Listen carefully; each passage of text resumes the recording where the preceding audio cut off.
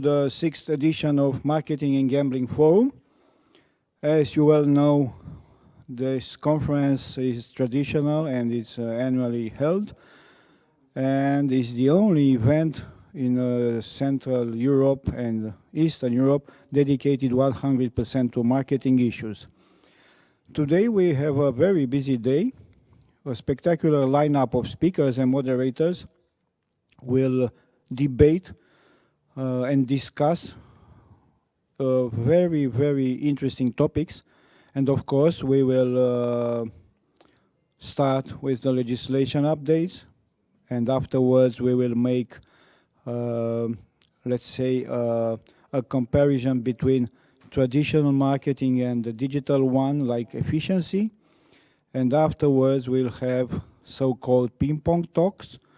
One will be dedicated to the player's profile, and one will be dedicated to a very, very interesting topic, marketing and communication during crisis period as we are passing now. Unfortunately, we have two, let's say, bad news.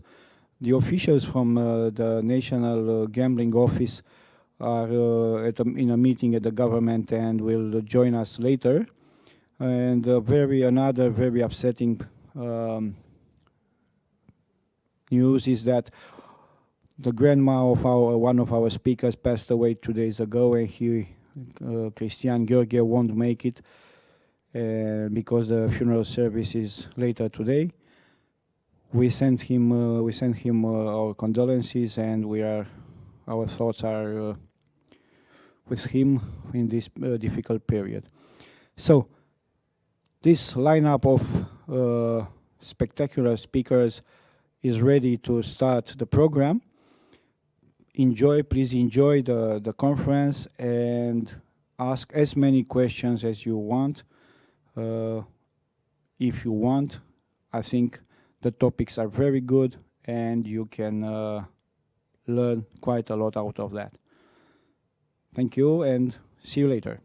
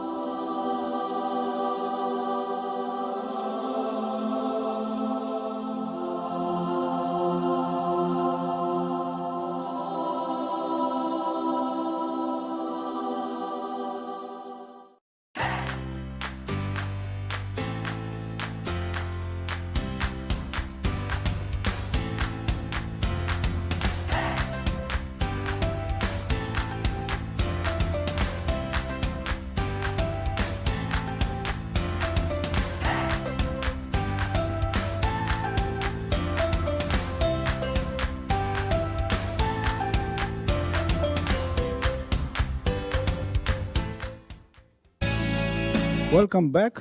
We'll start now our program with the legislation updates panel, moderated by Dan Iljovic, Vice President of ROMBET. ROMBET Association is the most active professional association on the gambling market in Romania. Before that, I want to stress that the partners of this event are Palace Casino Casa Vernescu, our host today, Game World, and Rombet Association. Supporters are DGL Pro, Smart Games, and Gisogono, and media partners are Casino Life and Business Magazine, which is also the organizer, For Rich Only, and Aesthetic Magazine. So, Dan, are you online? Yes. Okay, yes. then please take the floor and talk to these beautiful ladies here about the legislation updates. Thank you, Mihna. Good morning, everybody. Two beautiful ladies and an ugly man. It's you, Mihna. I would like to thank you to welcome everybody online and offline. Mihna, I would like to thank you for organizing this event. I think it's a single gambling event dedicated to marketing in Romania, at least. And let's jump in. Those familiar with the Romanian political environment, I think they know that we are right in the middle of a political crisis. There is a full negotiation time between two main political parties, one from the left side and the other from the right side. And they will join forces to establish a new government, which hopefully will be in force next week. There were also some legislative regulatory changes recently adopted regarding the gambling industry. And also we will I think I can foresee some other regulatory changes, not political. Political are always. And I will kindly invite our distinguished guests for the first panel, Teodora Luca and Ana Maria Baciu. First of all, to present themselves, their position in their companies, and then to shortly present what they feel and what they know about the regulatory legislative framework in Romania, what happened, and what they maybe foresee to take place in the very near future. I will start with Teodora Luca. Please, Teodora, the mic is yours. Hello, everybody. Good morning. I'm Teodora Luca. I'm a senior lawyer within Mihai Cătălin Luca Law Office. I'm pleased to be once again invited to this conference organized by Mihnea. Apparently, as every year we discuss marketing issues, it seems that the legal part is always a question, and there are always things to be discovered with regards to marketing in gambling industry. I'm here today not only to discuss about marketing issues from legal perspective, but also, as Dan mentioned, to have a brief discussion on what and how was this year for gambling companies and what we expect to happen during near future, maybe next year. As you probably know, it is a very difficult period still for land-based gambling companies, which are affected by restrictions and by having their activity partially suspended, aligned with the measures that the government took in order to limit the COVID-19 situation. Gambling activities are one of the first that are affected, and right now, although we in Romania the situation is getting better apparently, restrictions are still in force, and activities in land-based companies are permitted only for clients that hold the green certificates, namely only for clients that have been vaccinated or have been through the sickness and may prove the existence of this green certificate.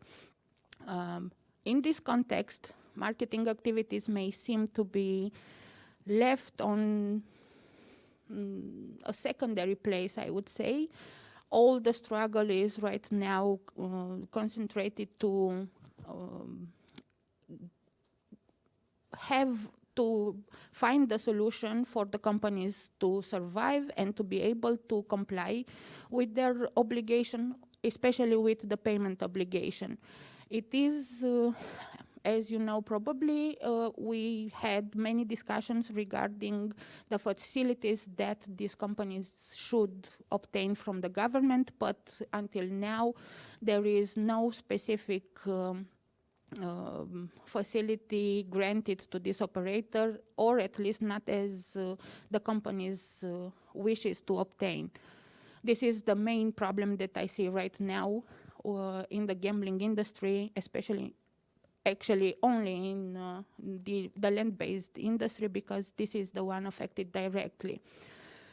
In the same time, because of these restrictions and because the online activities have been flourishing, not only in the gambling industry, but in all commerce due to pandemic situation, you may have observed the fact that advertising and promotional activities for online gambling activities have been more and more present in our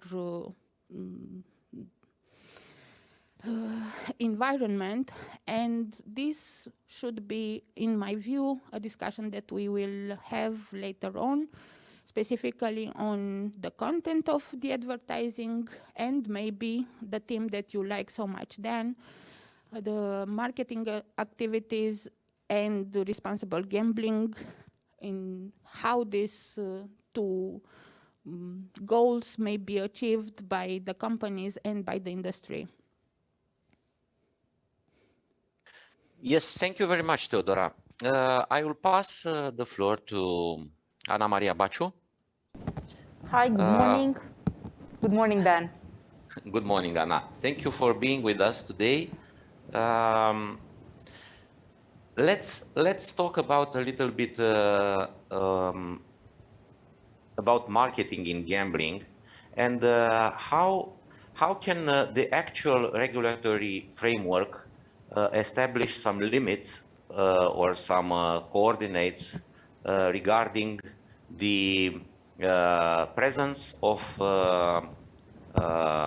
advertisement in different media, online, offline, on the street, regarding advertisement for gambling, and how can the National Gambling Office be a little bit more active regarding some, I will not call them restrictions, but rather I will call a little bit more responsible about the ubiquity of advertisement everywhere in gambling.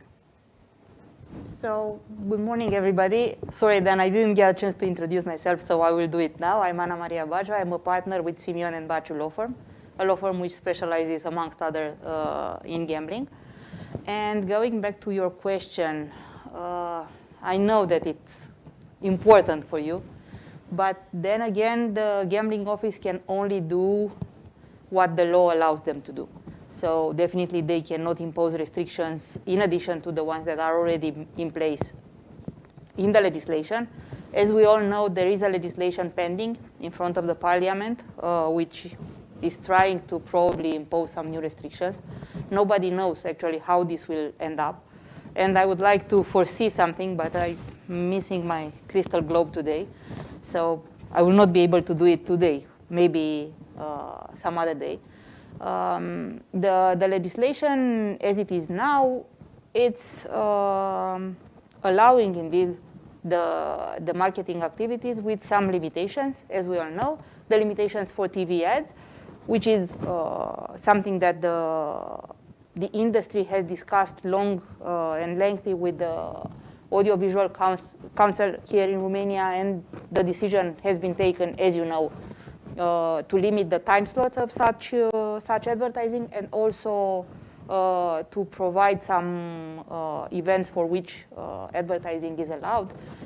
The gambling office cannot do more than that. The gambling office cannot come now and say the parliament and the Audiovisual Council did wrong, now we're going to change things. However, what we do believe that the gambling office could do is to provide some lights on how the legislation should be interpreted. And not necessarily about what you said, outdoor advertising, which is now unlimited because the law does not limit it, but for things that are more down to earth, for what they believe to be a bonus and what is not a bonus. When the avis from the gambling office is needed for marketing activities and when it is not. Maybe even have a joint discussion with the Ministry of Finance and decide what is the treatment of different type of prizes for different type of campaigns that are made in the gambling industry. So we, as Theodora said, we are here now more with questions than with answers, because the answers are on the table for 5 years now. Nothing has changed, or very little has changed. But more questions have piled up, and the answers are still, unfortunately, missing. Thank you very much, Ana Maria. Unfortunately, there is the main person who may have provide some answer is not present today, and due to political crisis, I think it will be a period of uncertainty, which I think it's the worst thing for the business environment. Theodora. Yes. Yes. If I may add something to what Anna said, I think please. We had a discussion before starting this public discussion about the treatment of promotional campaigns within the gambling office, and once again we found out that there is no that the gambling office is not applying the same treatment to similar situation. Okay. It depends a lot on the interpretation that the officers are giving to the legal provisions. And I'm referring now to the approval, avis that Anna mentioned, because I'm very glad to inform publicly that we have we received a decision from the court that is settling the fact that campaigns that are organized by the licensed gambling companies do not need the approval of the authority, regardless of the manner that they are conducted. Namely, the court of law has decided that this approval is not needed for promotional campaigns, even though they target bonus or other promotional prizes, the explanation being that the conditions provided by Article 3.3 from Government Emergency 77 is referring to all situations where the prizes are being granted under condition of having a participation fee. If this participation fee is not due, the approval is not needed. We faced last year a delicate situation when the gambling office decided that one company did wrong by not requesting this approval. The company was fined, and because we ended in court with this case, the court decided irrevocably that this approval is not needed for any campaign like the one that I have described.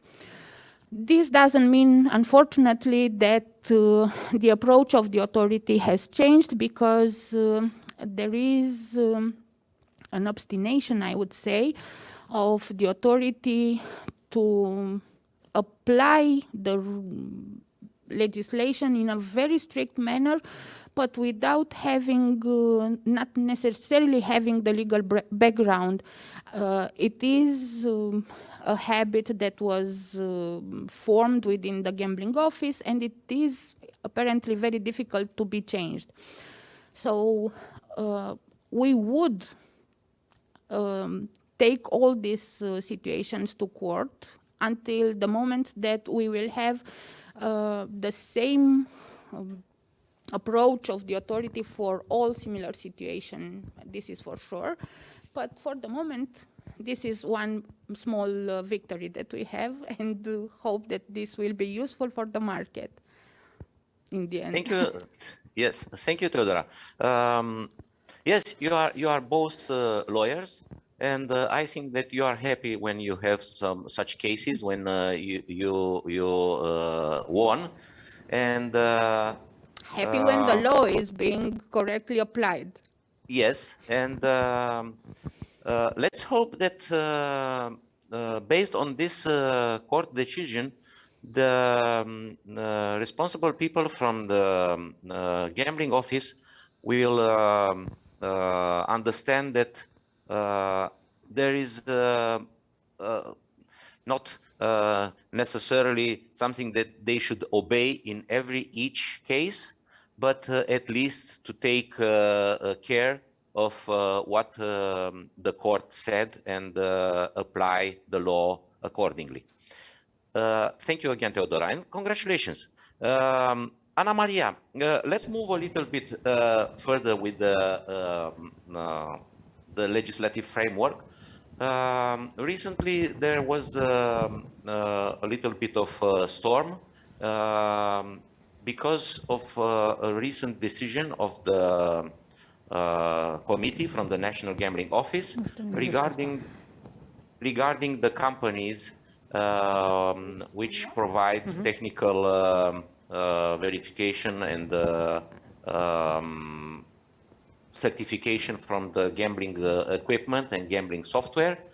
Can you provide us more detail based also on the very recent, yesterday I think, or the day before, there was another decision contrary to the first one, and what is your opinion on this?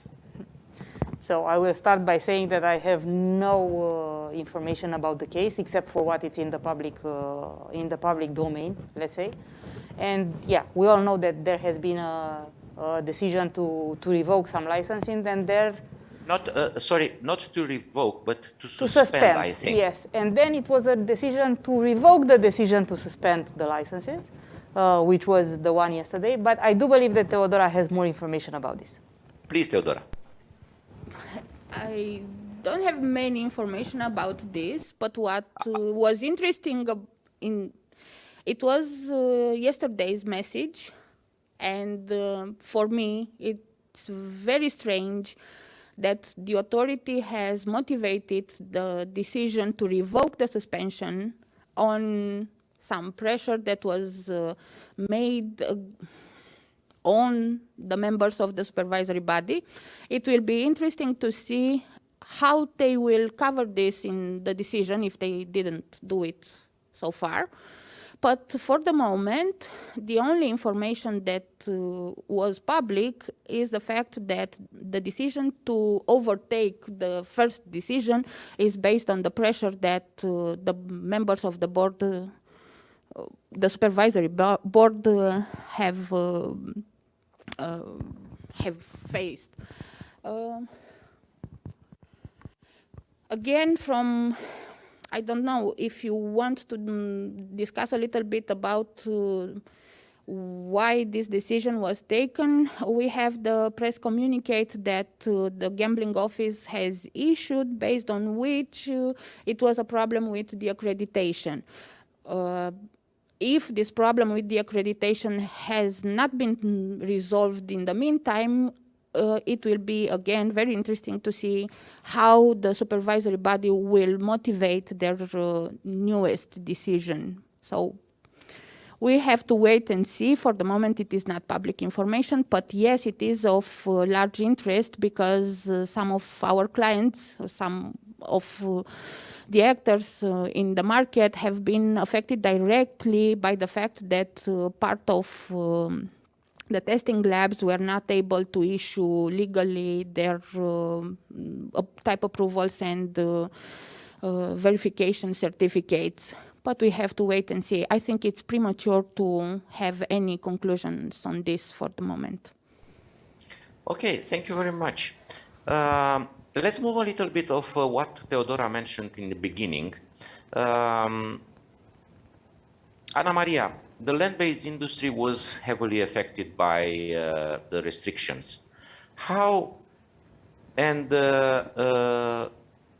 especially in what quantum the due taxes should be affected or are affected by these restrictions, referring to a number of players allowed to enter the playing halls, and also the program, the hours in between the slot halls or the betting shops are allowed to be opened. Unfortunately, I am not the legislator, so I will not be able to answer this. But what is for sure, everybody knows that something should be done. Some measures to help the industry should be implemented. There have been measures to sustain other industries. So it's only a fact that this industry has been heavily affected from the very beginning, not only now, but also in the past. And some measures to support the industry, as Teodora correctly mentioned, to survive, need to be put in place.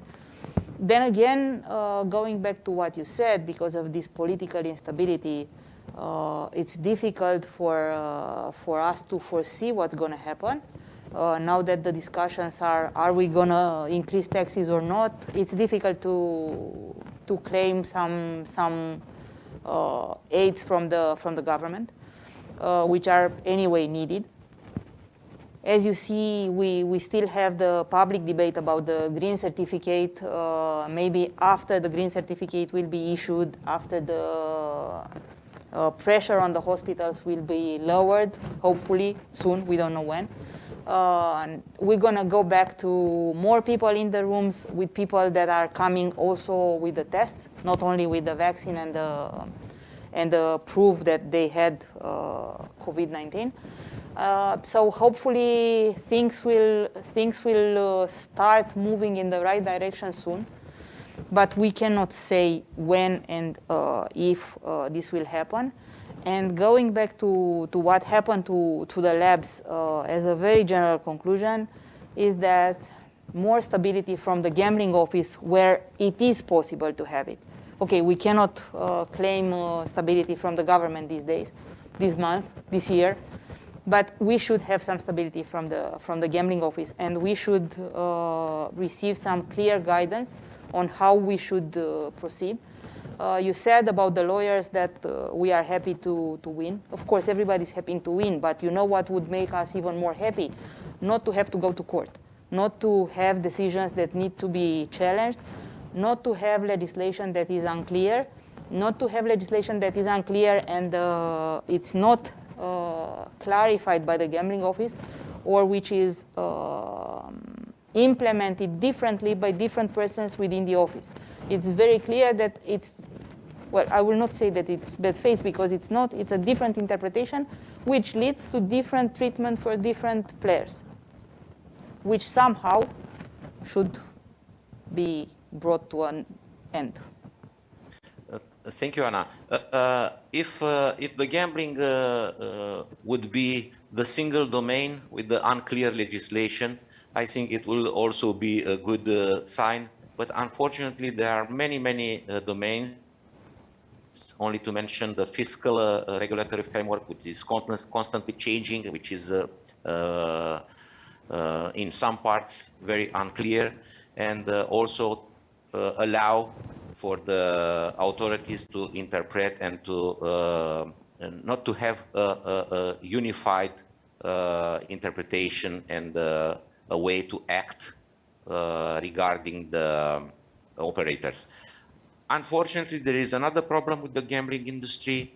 If any government would approve some measures to sustain the heavily affected land-based industry, I think the opposition parties will immediately say that, as they said previously, that there are some underground links between the government and the gambling industry, that they encourage gambling and addiction and so on.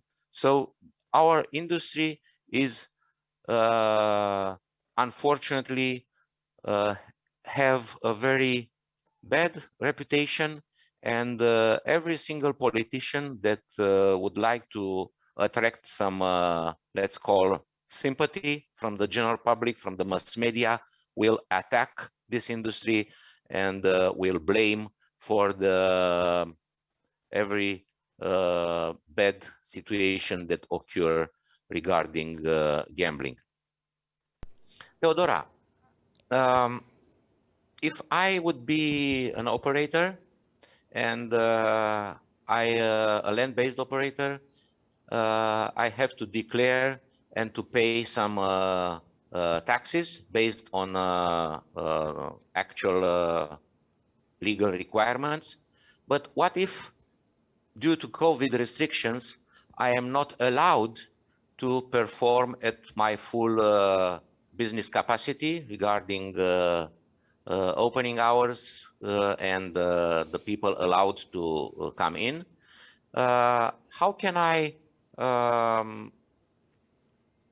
diminish my due taxes, and according to the law, is it legal to do such a thing, or again we do have some strange interpretation from the National Gambling Office or from ANAF, which is the fiscal authority?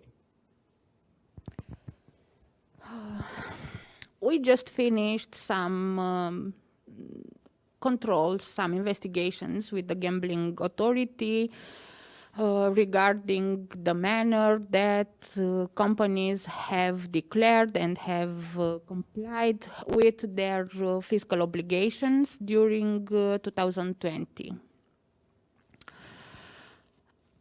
The conclusion is that it is mainly impossible to find two companies that have applied the law in the same manner.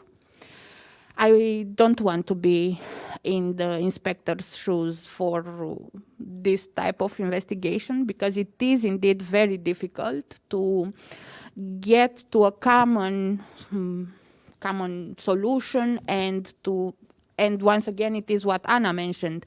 We didn't have enough instructions received from the authority, neither the Gambling Authority nor the Fiscal Authority responded to our request, and there were several requests sent by the professional associations and by the companies themselves, but we received the same answer in different manners.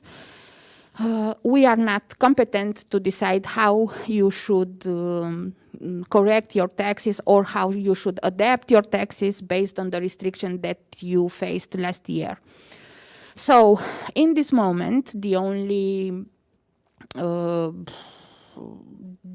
measure that we know for sure that it is correct is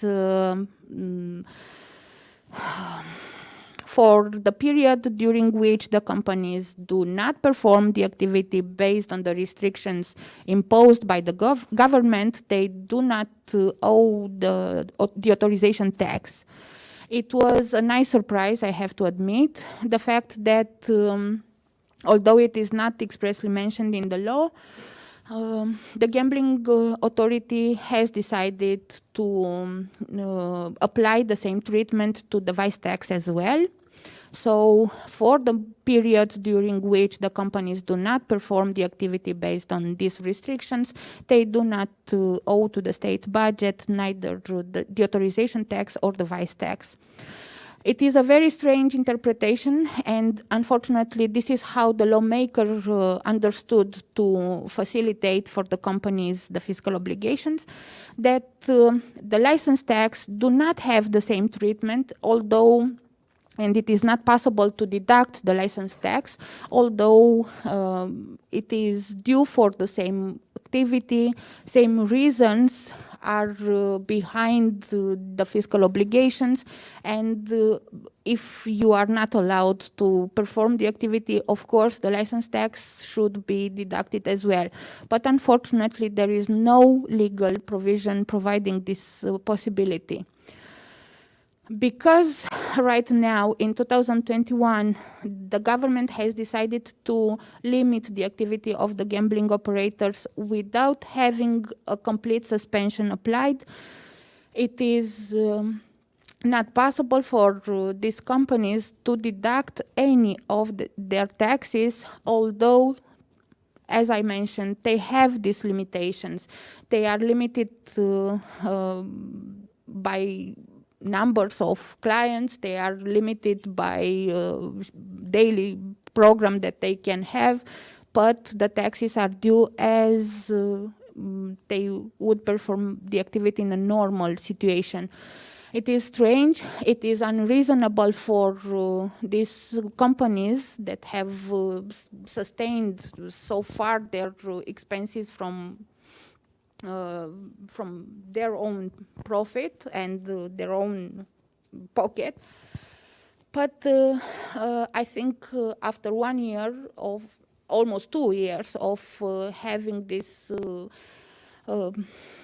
limitations applied, it will be more and more difficult for them to comply with the law, and we will face next year a large number of bankruptcies and maybe some situations when companies will not be able to pay their duties. So it is, as we mentioned already a couple of times, the intervention of the state is absolutely necessary. And if I would try to find a good thing in this terrible coalition that is being discussed for the government, this would be maybe the fact that so far one of the parties that will form the coalition was in the opposition, and every facility that was discussed for the gambling industry was contested was contested loudly with public and so on. For having them together and understanding the fact that we are discussing once again about a completely legal industry, an industry that is being supervised very strictly and with an authority that has many controls over these operators, we are actually discussing this type of these facilities as for any other commercial activity. So we have once and if we understand the fact that we are talking about legal activities, we should apply same facilities that have been granted for different type of activities for the gambling operators as well. And I trust that this will be the future, because otherwise I cannot, I simply cannot see how this will be resolved. Thank you very much, Teodora. Yes, unfortunately, as I mentioned, and as probably everybody knows, we are in a industry that it is not like Snow White, and everybody which would like to have some initiative regarding some facilities for the gambling industry, the opposition parties will immediately raise the flag that you are protecting the evil, or even worse, you are part of the evil.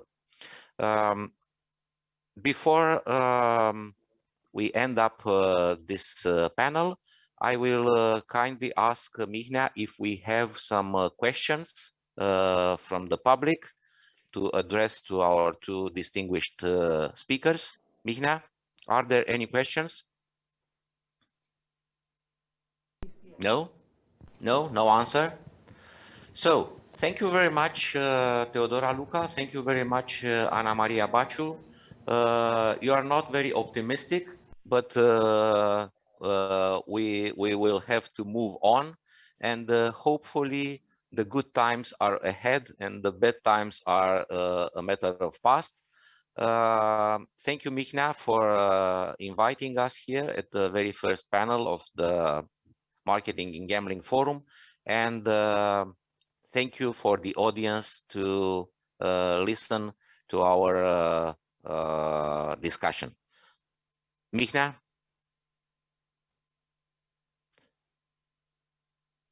Mihnea is... yes, thank you.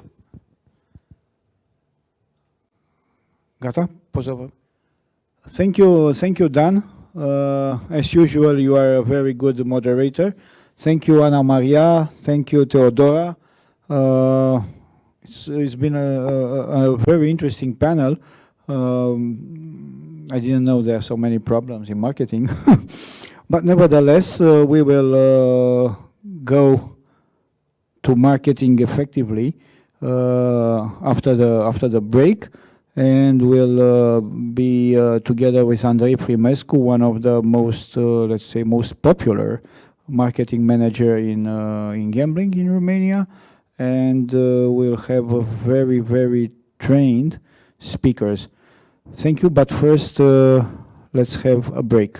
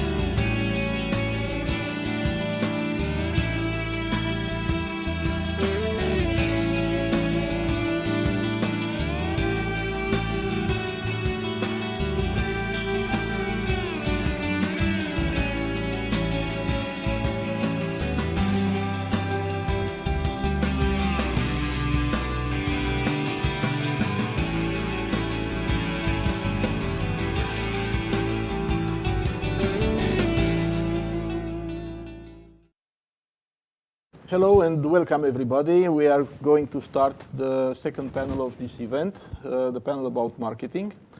And I am happy to be here with Mihaela Mureșan and with two more panelists online, Arian Corstiens and Ovidiu Joita. Mihaela is owner of Brand Essence, a very well-known trainer and an expert in marketing. I'm glad that she joined our panel. Arian is in Malta, but he is owner of Explainer company and also Chief Operating Officer of Mercur in Netherlands, if I'm not mistaken. And Ovidiu Joita is owner of the agency, is founder and owner of iAgency.ro. Ovidiu and Arian are online with us. Mihaela is here at Casa Vernescu. And we are going to have a very interesting discussion about marketing, about what's working now in this very special period with the pandemic and all the restrictions that we are facing here in Romania, and mostly about offline, online, traditional marketing and online gambling. So with this being said, I would like to invite the panelists to introduce themselves, and of course I would like to ask Mihaela to start. Hello, everybody. Thank you for the invitation. It's really interesting for me to be here. And I think that's a very interesting topic as well, to talk about online versus traditional, let's say, marketing.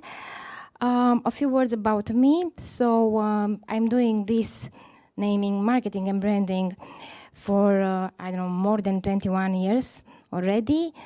During my career, I had many, different jobs, some of them in big corporations.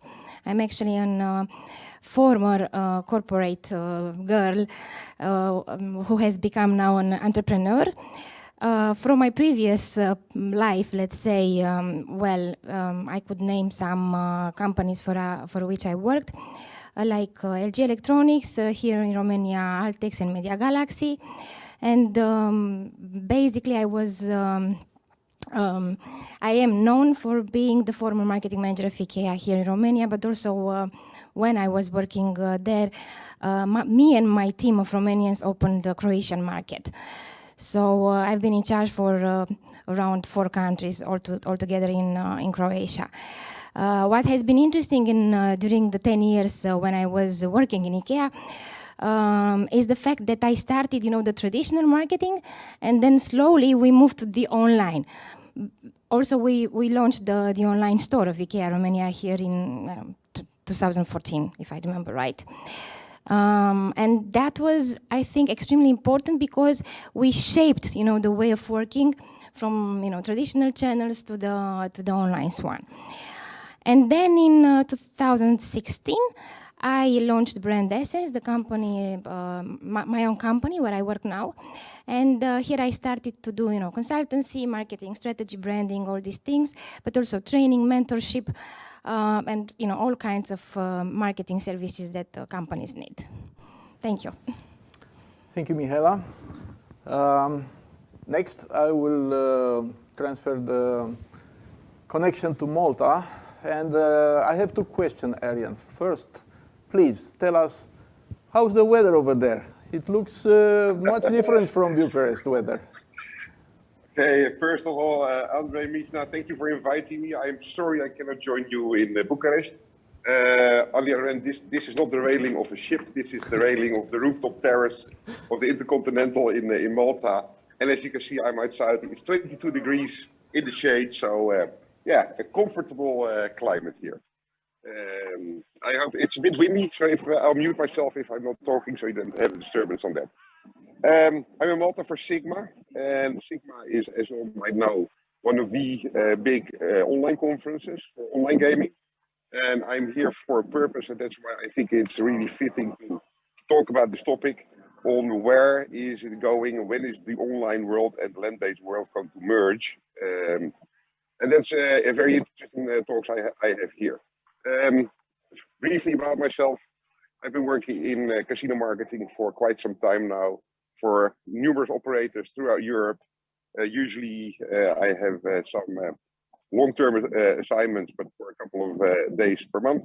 And at this moment, also due to the pandemic, I'm COO of the Mercure Street Arcades in the Netherlands, doing a reorganization there.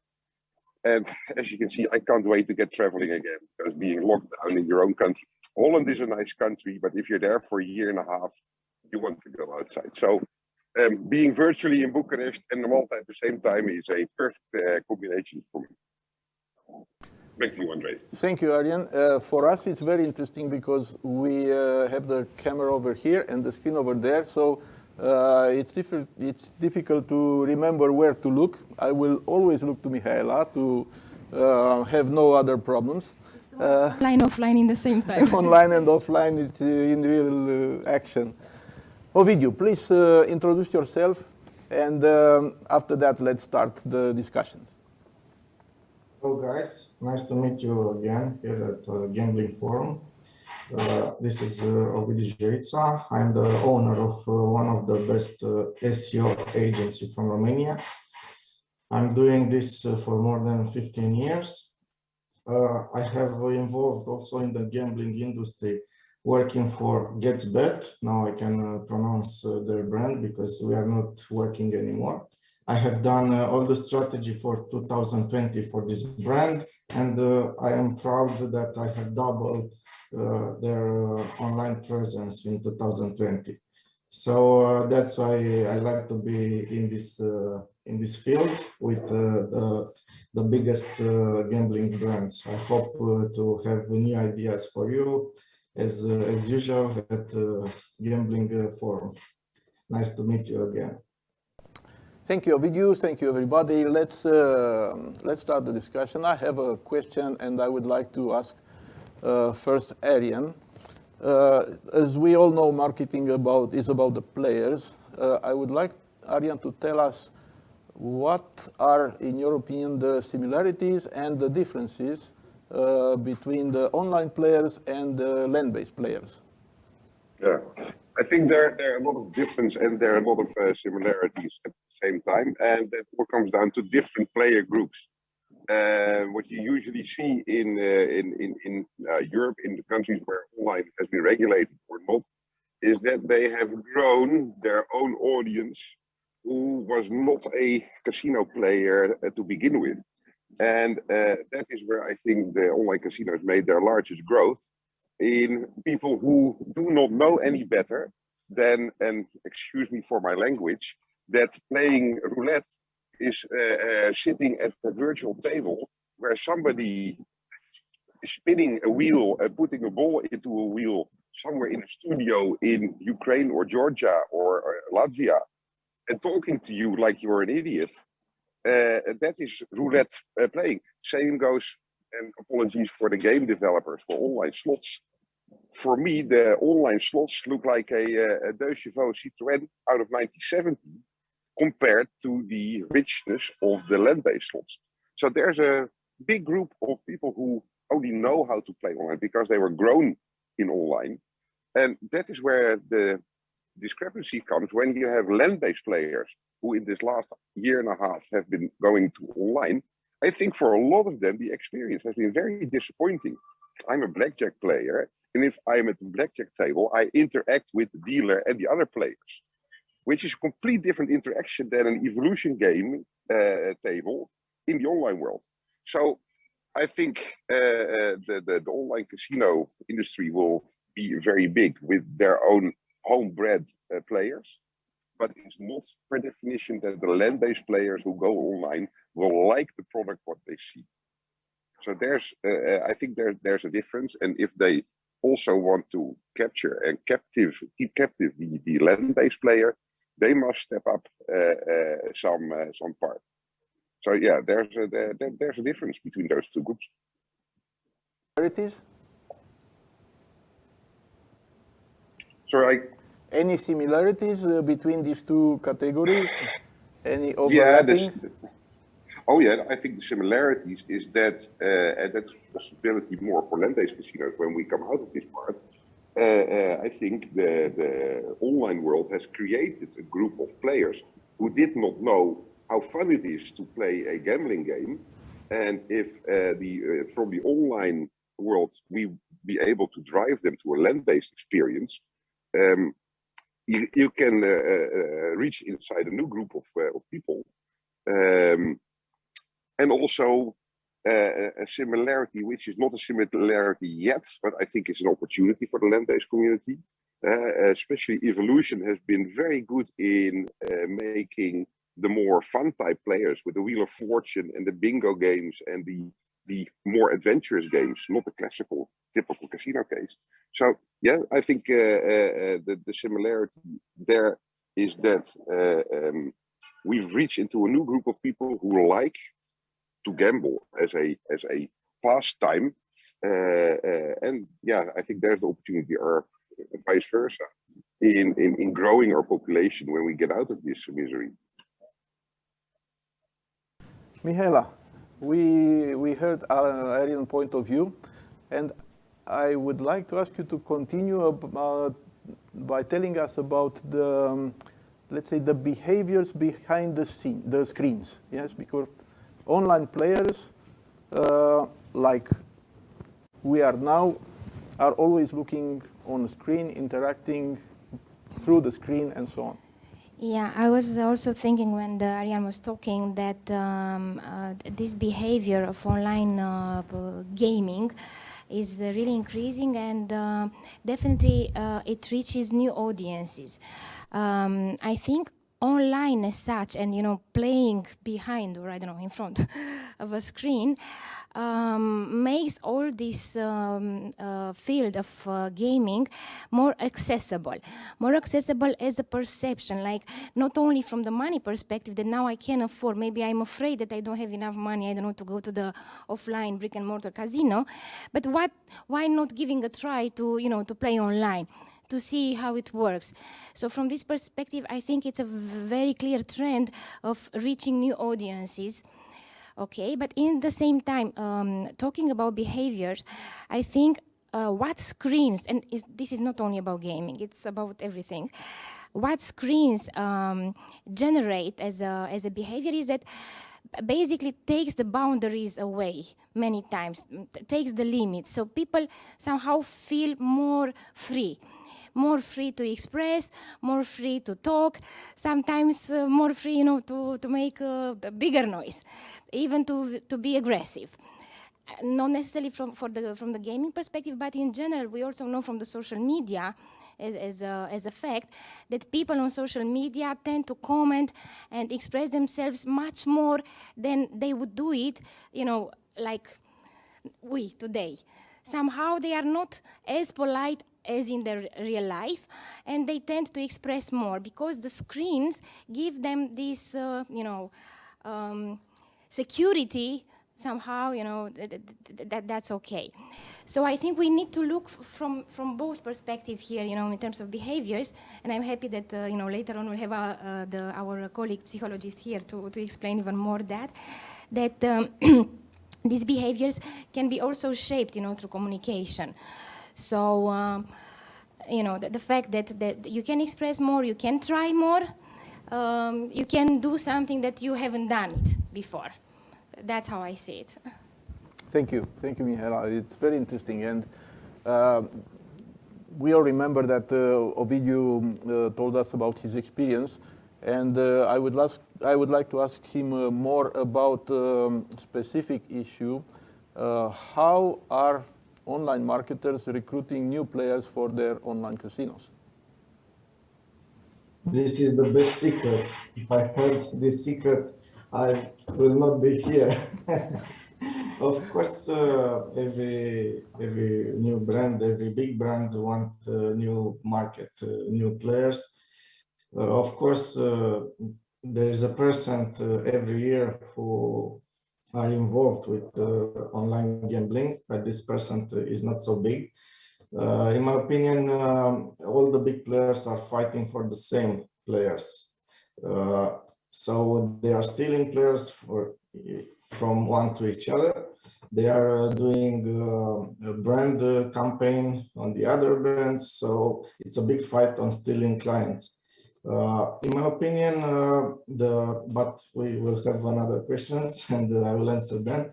There are new things that we can do to gain new markets and to convince new players to come here. But of course, it's not. I cannot be right 100% because it's a question that we can discuss. Let's say a few nights at beers. Yeah, it's an invitation, yes, Ovidiu? Yeah, we can do a brainstorming to find the best new segment of the market who never saw gambling industry. Maybe we should put on the hospital on the newborn kids are made and put their signage of gambling to show them immediately after they are born. I'm joking, of course. Yeah, there is no such perfect answer to find new players. There is new ways, and in my opinion, the gambling industry are doing mostly the same things. I like to make new things in any market that I'm involved in, to find new channels and new actions. But we'll talk later about this idea. Thank you, Ovidiu. Let's continue on this subject.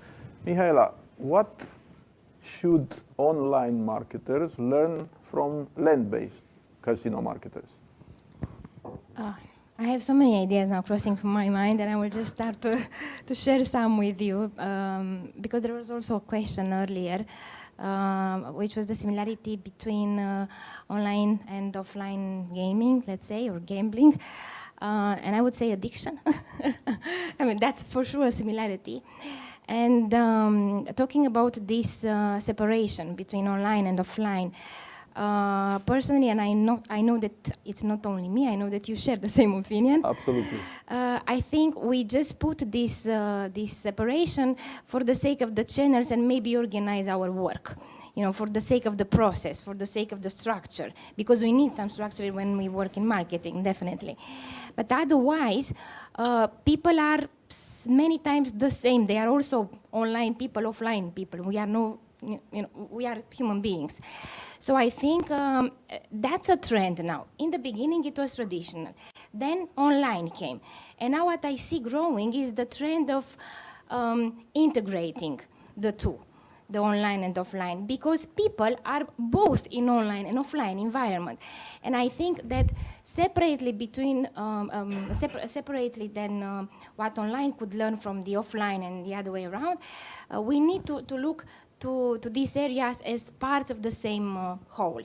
Now, what we could do, what we could learn from traditional marketing. Basically, traditional marketing is, the one having the big channels. The TV, the billboards, the events, all these kind of things, which somehow take into consideration more senses. The offline is more sensorial, and I know that also from the gambling perspective is more sensorial to be in one room with players, that you can have the non-verbal language, that you can, look into their eyes or not. I don't know. I don't play that much, but I have a clue. So it's more sensorial and more intense from this human perspective, the offline. How can we take this to the online? I don't know, but maybe that's a question to ask. Then, what we can take from the online to the traditional offline, it's, and I think Ovidiu here can help even more, the way we measure things, the way we track things, especially in marketing where we need figures. So let's take, I don't know, the mathematics from online and put it into the offline, and let's take the emotional from the offline and put it into the online. If we can manage that, then yeah, we're good. Thank you, Mihaela. I have a feeling that Mihaela could be a very dangerous poker player offline in casino. But let's hear from Ovidiu. How is the other way around? What should land-based marketers learn from online casino marketers?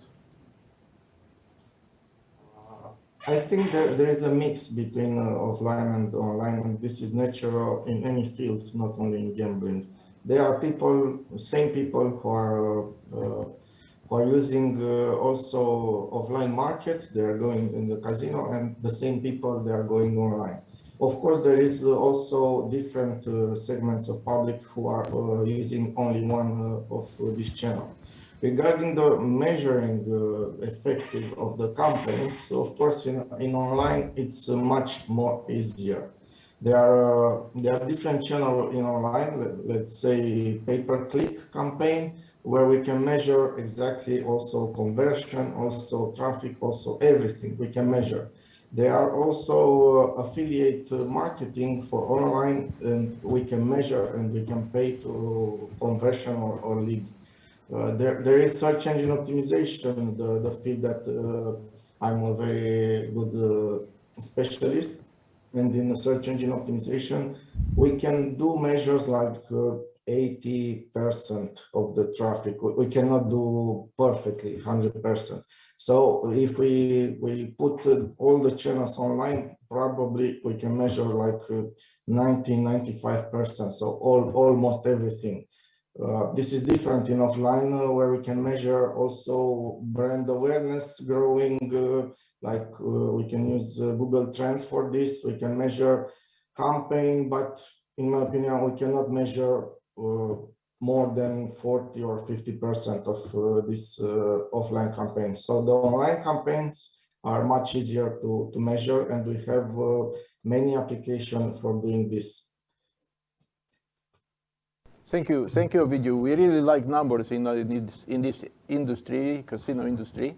But I would like to change a little bit the, let's say, the voice, and I will ask Arian now a very simple question.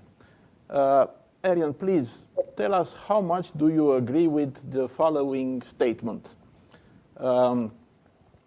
Playing online casino instead of visiting and playing in a land-based casino is like visiting Venice on Google Maps instead of taking a gondola ride on Il Gran Canale.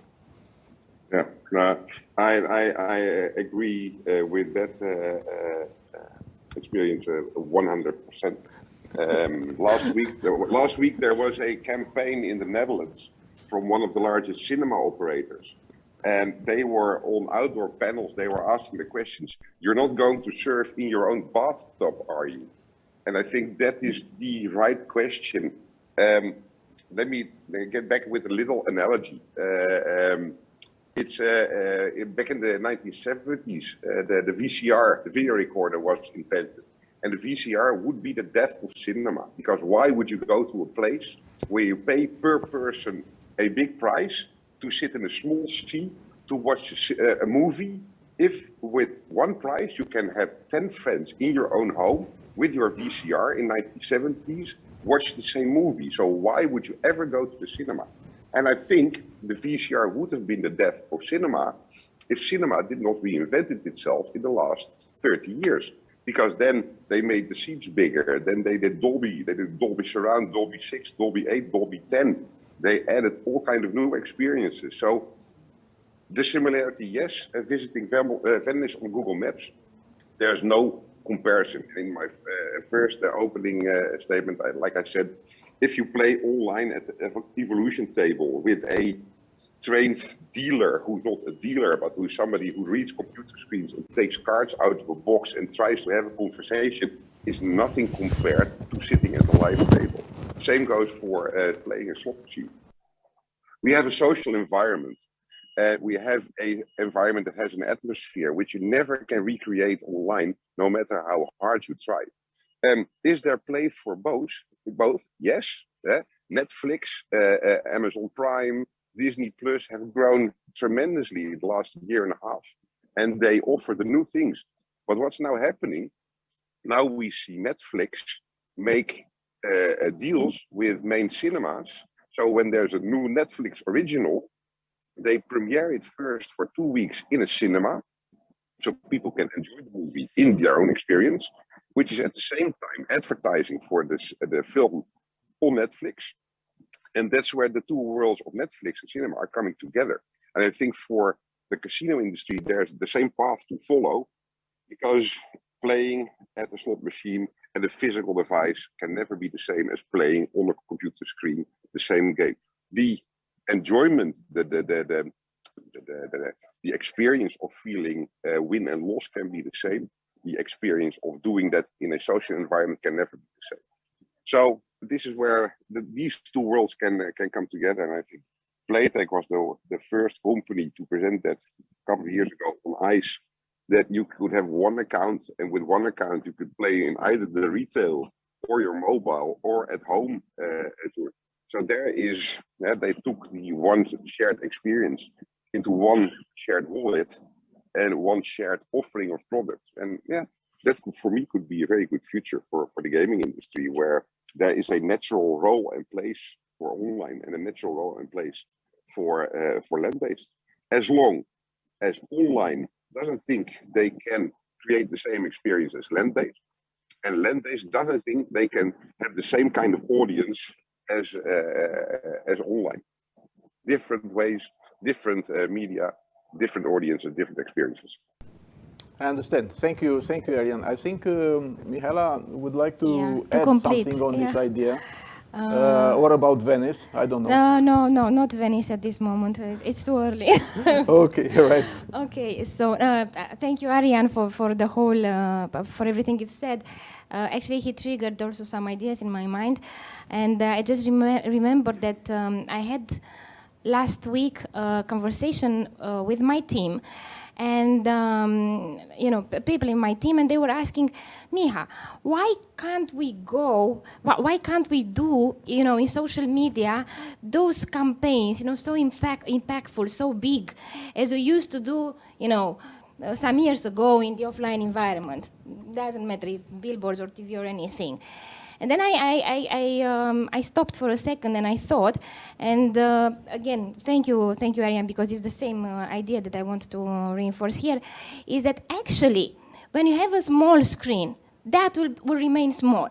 You can't, fight with small screens the big screens. It's simply, sorry guys, this time it's about size. So it's like, when it's about big screens can be cinema, sometimes, okay, TVs, but also billboards, because we used to do, huge, and you have a billboard, like, 50 square meters or something, and have one sentence. You can't beat that with dozens of posts on social media.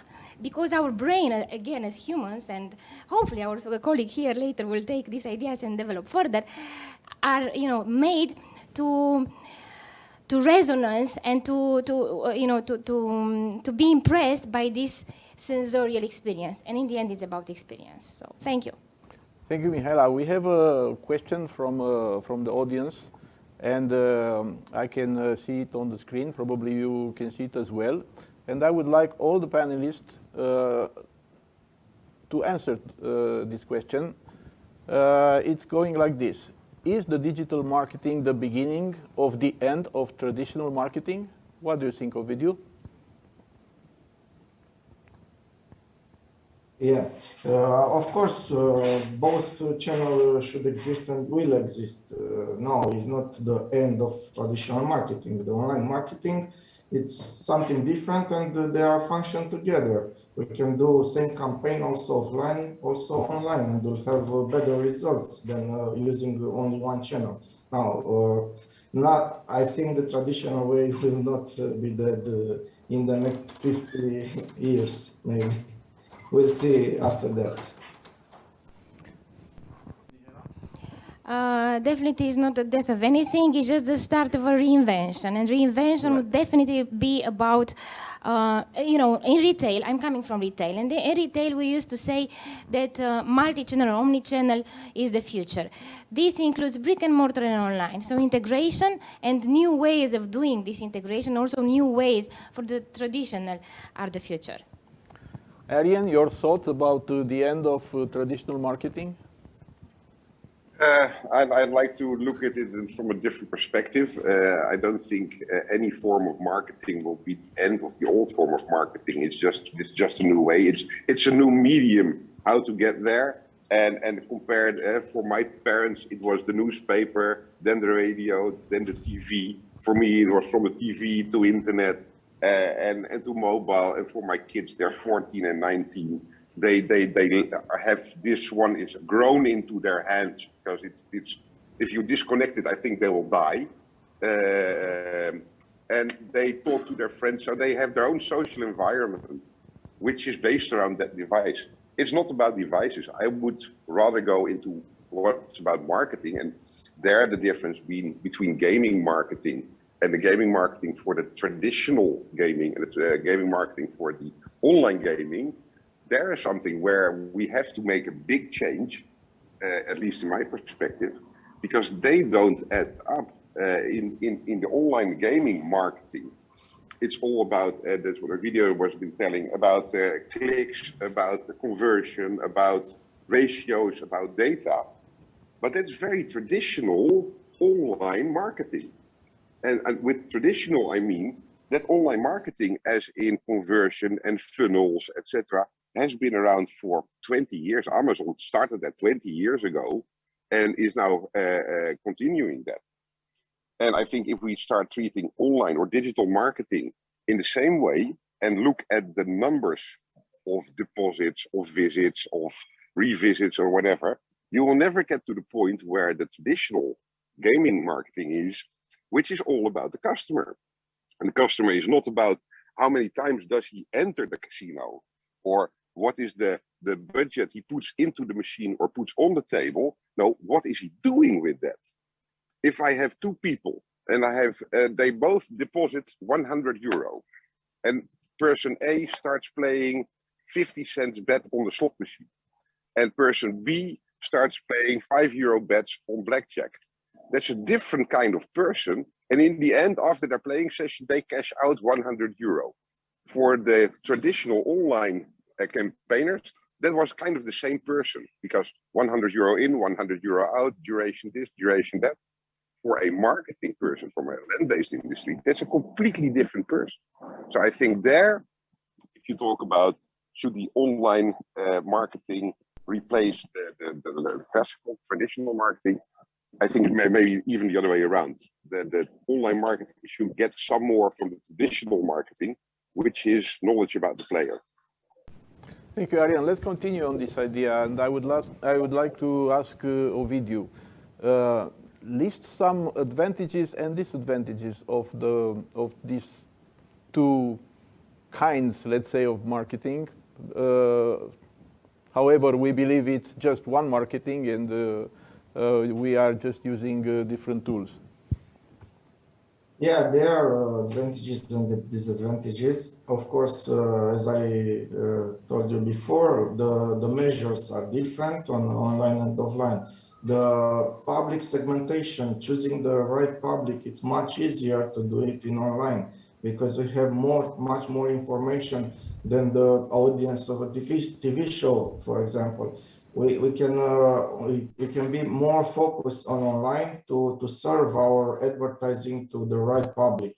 I think this is the best advantages of online marketing versus offline marketing. So our money are directly to the target public on online. I think this is the biggest advantages. Okay, I have a question on that. Because yes, the way to target are better, but do you think or believe that the credibility is the same? Because if you look at all brand research, if you advertise on TV or on outdoor, in the brains of the public, you matter. You are there because you are that person. In online, I'm over flooded with everybody where I once registered. I've got 3 accounts just for my junk mail, which I don't want to see. And if I see a big brand on a bus or on a TV, yeah, that is a different kind of emotion. Also from a customer perspective. What's your feel about that?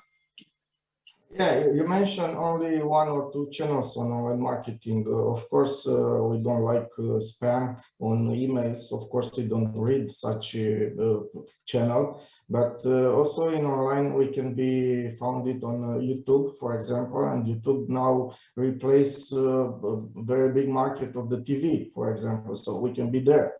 We can be on the biggest websites from each country. We can be there with banners. So we can have our advertising in let's say good places. We can be on good brands related on online. I mean, of course, everybody knows that advertising on mass media, on TV, on radio, it's much more expensive than online marketing. So that's why they are. If you want to show muscles, you need to be also on the mass media. But as I told before, I don't think that only one channel is enough. I don't think that it's enough to be only online. I like to make mix on online marketing and traditional marketing, offline marketing. So speaking to only one channel, it's not okay, because you should be in all the channels. Thank you, Ovidiu. Thank you, Arian. Mihaela, let's continue a little bit on this subject. Tell us, please, two things. How can online casino differentiate themselves, considering they don't have a physical appearance? And how should marketers do this as good as possible? Can I answer to this question after I make one more comment to the previous discussion? I'd like comments. It's about Venice? No. I would like to break a myth, if possible. Anyway, it's not that I'm a breaker of things, but sometimes, well. Because we have this perception that, and also I said it earlier, but I was not clear enough, that we can measure much more easier things in online and we can't measure them so well in offline. As Arian also said, and I can also see here a discussion, a very nice discussion or debate between this, the two men, the two friends there. One is more into online and one is more into offline. I would like to moderate that, to be in between.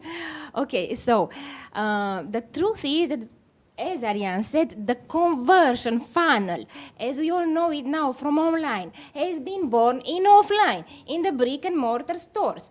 An IKEA store used to measure visitors, transactions, conversion, groups, not 20, 40 years ago. Thank you, I made the point. And then the other one is that, but then of course you take the good part from the offline and you put it into the online and the other way around, because we evolve and we progress. And then the other thing that we can't measure so many things offline, not in the stores or the locations, but in marketing, is false, because we can. But measuring costs us a lot. So we can measure many more things than in online, but we need to put some research budget on that.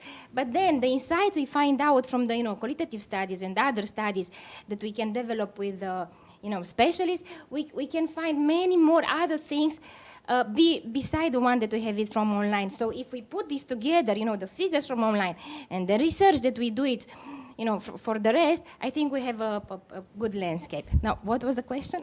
So the question was about differentiating online casinos. So I think differentiation also always starts with the customers. So it's not about the online or offline, it's about the customers. What is that thing that we offer to those customers which the competitors don't offer? The question, we name it in marketing as a consumer motivator. There are some axiomas, there are some theories in marketing, and one of them, very strong, is about consumer motivator. Consumer motivator is a question. If you have the good answer for this question, which is, what's in it for me? What's in it for me, your customer, dear online casino, that you can offer me and your competitors don't offer, then you can, take out from that a differentiator. I was just talking the other week with some marketing people about how you define a differentiator, because a differentiator can be, okay, we make some analysis, market analysis, we look to our business, we know that we are the best in, I don't know, some products, some services, okay, and we put the check, this is our differentiator. A differentiator doesn't exist if it is not recognized by the consumers, the customers.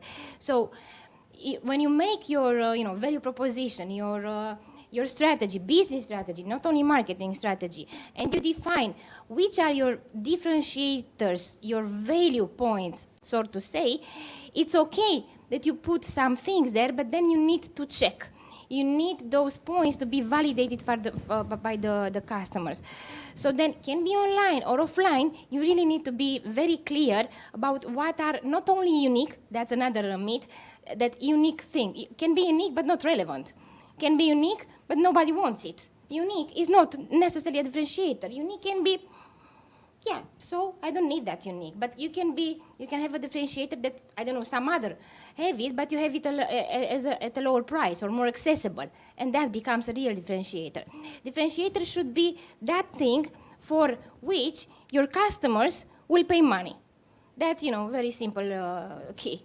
If the customers will be willing to pay money for that thing, that's a differentiator. If you ask your friends and they say, oh, that's a very special thing you have, but they will not pay it, that's not a differentiator. So, yes, I hope I answered a bit. Thank you, Mihaela. When Mihaela told that she would like to moderate the discussion, the debate between Arian and Ovidiu. This is marketing language. What I understood is that she is going to throw some gasoline on the fire and make it even bigger, if possible. But thank you, Mihaela. And there is an interesting situation when there is a brand having both online casinos and land-based location, land-based casino. Is it a happier situation for marketers or a more difficult situation for marketers? I think it's not a happy situation for marketers unless they have a strong team, but it's a very happy situation for the customers. So that's the way to go, most probably. Ovidiu, what's your opinion on this? Sorry, guys, I didn't hear the questions on internet connection.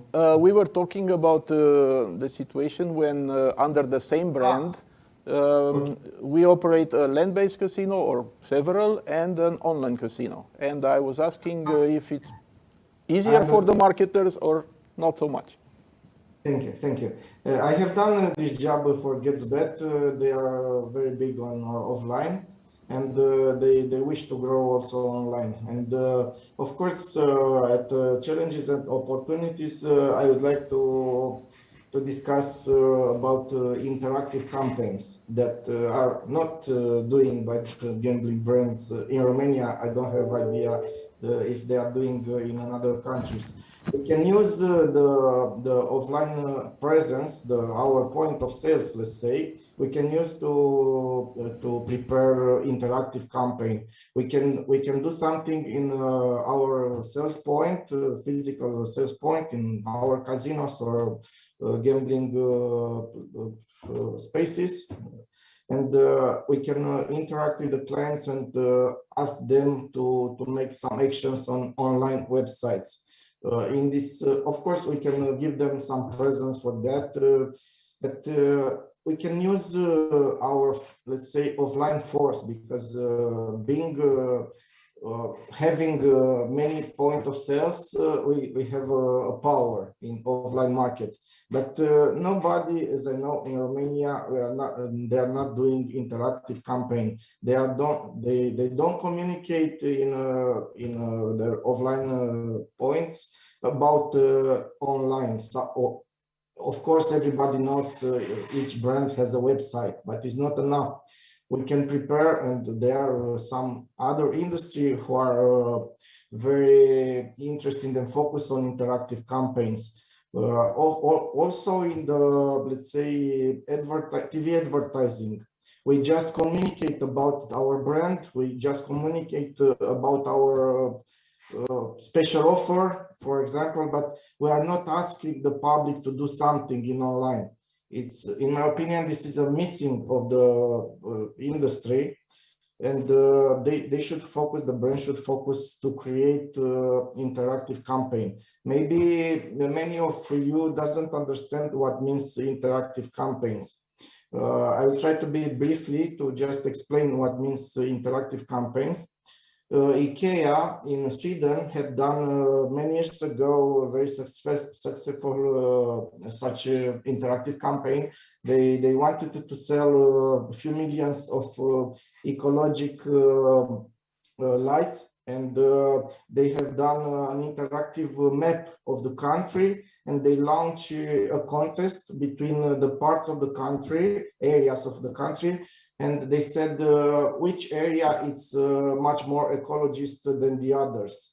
And if you bought such light, ecological light, and write the number of the ticket on this interactive map will grow a small light. If many people will buy such ecological light, the area of that country become more green and more green. And this contest become national in the country because they care about the specific feeling of ecological in Sweden. And the IKEA have sold all the lights in 2 weeks. The campaign costed about 15,000 euros, and they sold millions of euros with this campaign. Such interactive campaign, when I started the agency, I wanted to be an interactive campaign, but unfortunately, almost everybody doesn't know what means interactive campaigns, and there are only about 5-6 campaigns per year on all the areas. In Romania, of course, in other countries, there are much more of such interactive campaign. So I suggest also to the gambling brands to think about interactive campaign to bring the public closer than their online efforts. Thank you. Very interesting overview. Thank you very much. This is the way to go indeed. But I would like to ask Arian as well. Should we envy or should we feel sorry for the marketers in the situation to work for both online and land-based casinos under the same brand? I think there's only one answer there, and that is what is the possibility from a legal perspective. For me, as long as in most countries where online is being regulated, you see the local regulators, the gaming authorities doing their utmost best to avoid any interlinking between land-based and online. So as long as you cannot share a customer as a shared customer in your online and land-based environment, selling your product, so that means actually gambling, the online is just one of the communication channels, is not a business channel, which should be evaluated according to the value you add to your marketing. If you can offer your product in both land-based and online environment, and like I said, with a shared wallet where you can play online and then transfer the money to the land-based environment, I think that's the dream of all companies to do so. Amazon, again, to talk about the Amazon example again, Amazon is starting to open shops everywhere. So there's a physical Amazon. There's two companies, bol.com and Coolblue, which are online retailers in the Netherlands, and they're opening shops to have a physical presence to do what they also do online, but into a more personal extent, is to advise on products and to touch the products. So yeah, I don't know how the regulations in Romania are, but in most countries it's not legal to share the product experience, and then digital remains as a communication channel and not as a business channel. So I think that's a very big difference, and that's depending on legal possibilities. Yeah, right now in Romania we have all the situations. So we have only land-based casinos, we have only online operators, and we have brands having both channels, land-based and Sure. and online. Yeah, I like game mode, I know. Before closing this panel, I would like to see your opinion about the, let's say, the vocabulary and the general terms in marketing, because my feeling is when we are talking, my feeling is that online is using a lot of abbreviation and so on, but taking just one, KYC, yes, know your customer. If I am asking a land-based casino marketer what he understands about this, he will tell me that, oh, of course, I know my customers. I know the name of their wives, the name of the dog, the car he's driving, where he spent the last holiday, and the favorite games, and how he drinks coffee, and all these kind of things. If I'm speaking with my colleague from online, they will print probably a sheet of paper with all the numbers, age, frequency, and so on, so on, so on. So we are thinking we are talking about the same thing, but somehow we have different perspectives. Is it like this, Mihaela? Yeah, it's a very interesting perspective, the one that you brought. And I think it is like that. Yeah, it's, you know, this fight, sort to say, between story and figures. I don't know if that's the... and that actually brings back to me one idea that before doing any, I don't know, before performing in marketing, because you can do any types of marketing, there are so many possibilities that you can do some and you might have a feeling that you do marketing. And that's okay for a starting point. But then if you really need to perform into marketing, you need to combine those two, you know, the customer narrative, let's say, the customer insights. That's another, you know, forgotten term, insight, consumer insights. You know, the obvious, unobvious, the things that, you know, will make that person that will trigger some behavior, some actions from that person. So to match, to combine this, you know, the narrative, the story of the customer with the figures, track and measure. And also as a final thought, I'm not sure if this is a final thought, but I'm thinking almost your question sounds before final. Before final is that companies, brands, and including, you know, the one in gaming and gambling, need to invest in marketing, not only money, because, you know, this is the feeling, the money, the budget, money, the budget. Resources are three types: people, time, and money. Besides money, before you get to perform in marketing, you need to invest into having the right people working and setting processes, setting ways of working. That's why many campaigns don't perform, because they are not well prepared, that they are not well conducted, and they are not well measured, evaluated. In Romania, by the way, I know that we talk now for many other people, but in Romania especially, and sorry that I'll be a bit critical here, we don't have the discipline of evaluating things, of making the follow-up and evaluation. We are very much doer, jumping, energy, enthusiasm, let's do that, I have a great idea. Great ideas, you know, become money in business when they are really, really well implemented.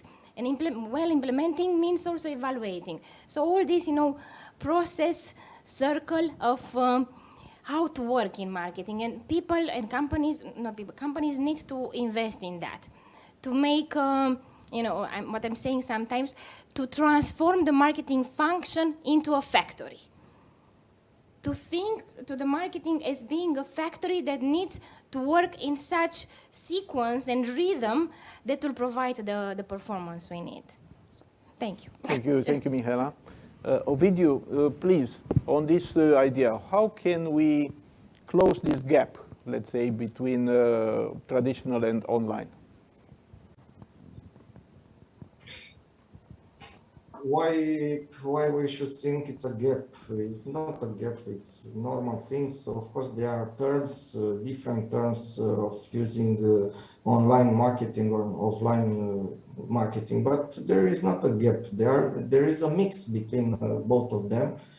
And Of course, we should use a specialist to work on each channel. As I know, there are big brands in Romania who has employed self-team of people for working on marketing, and the most of them are not so experienced like top agencies in that area. I don't know why they should pay their own people and they don't work with specialized agency to have better results. But of course, there is a problem. And thinking of that, I don't understand why big brands don't do their own stories and their own website for stories, and they are using affiliate blogs and buying such traffic, because they have more power to do that and better than small businesses who are selling affiliate leads to the gamblers. So this is it's something that I don't understand. Why then they use affiliate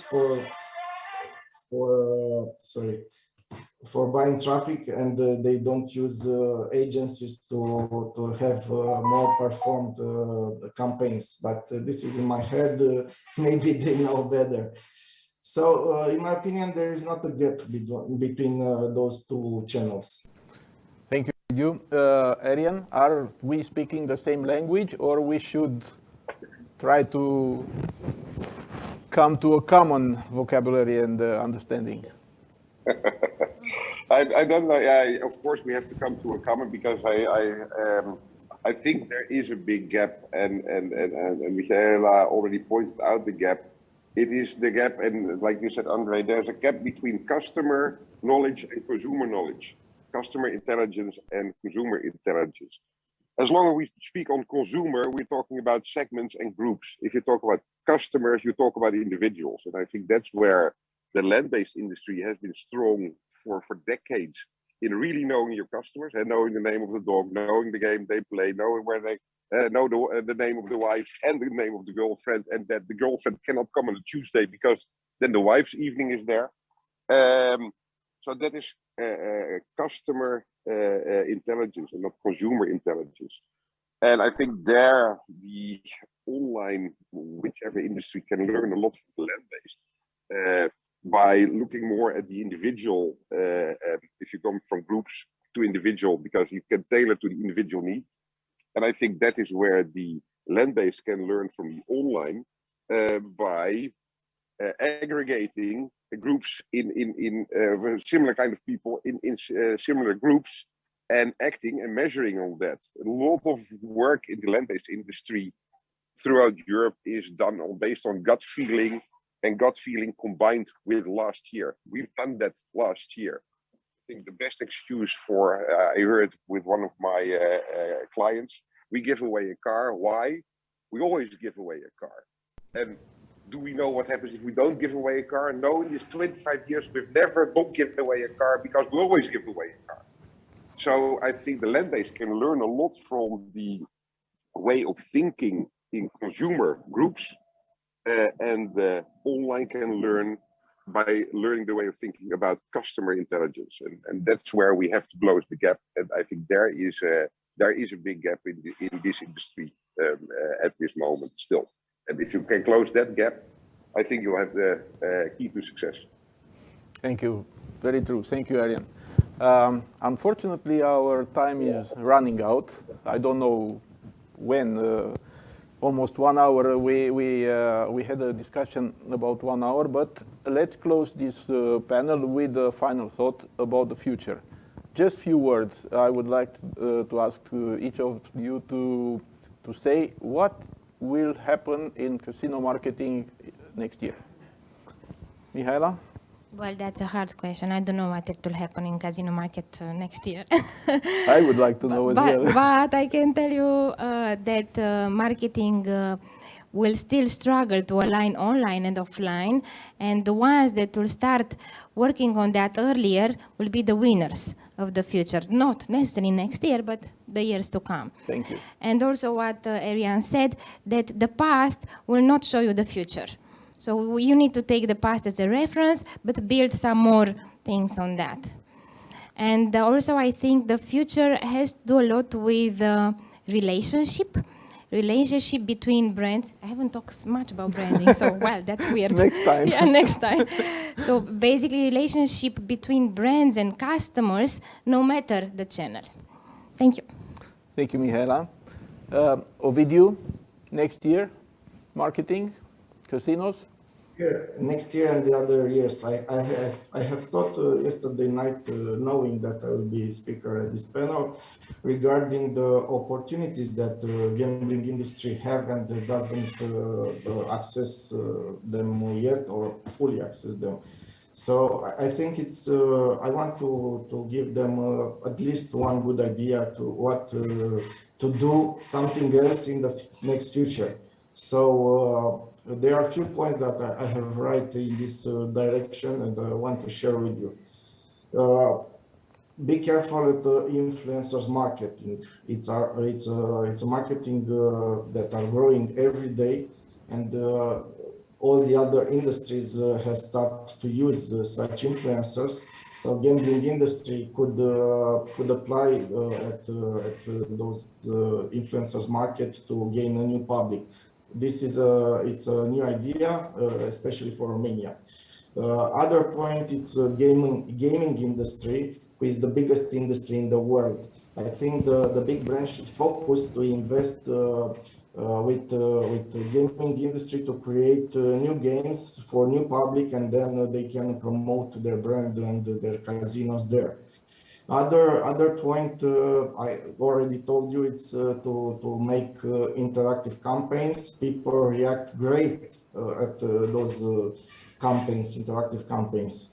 Also, I want to mention a specific word, a marketing word that are not very well used all over the world in the gaming industry. It's CGM.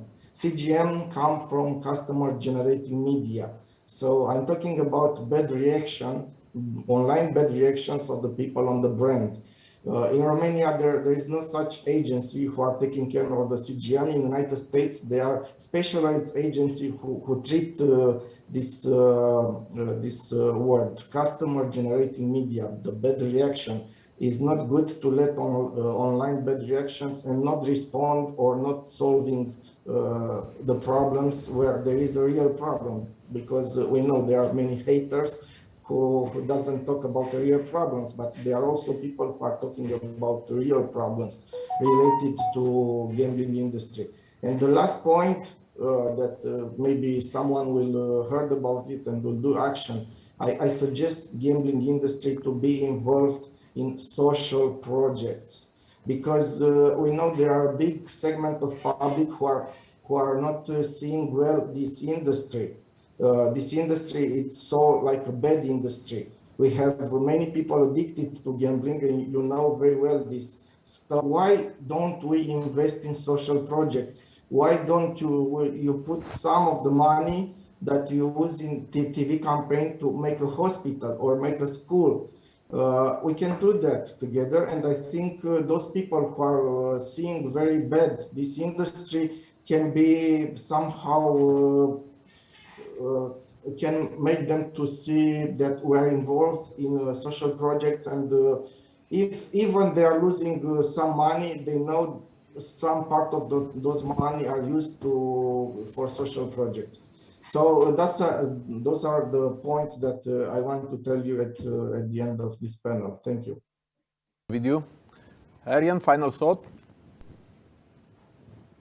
Final thought for me is, I think, a very simple thought.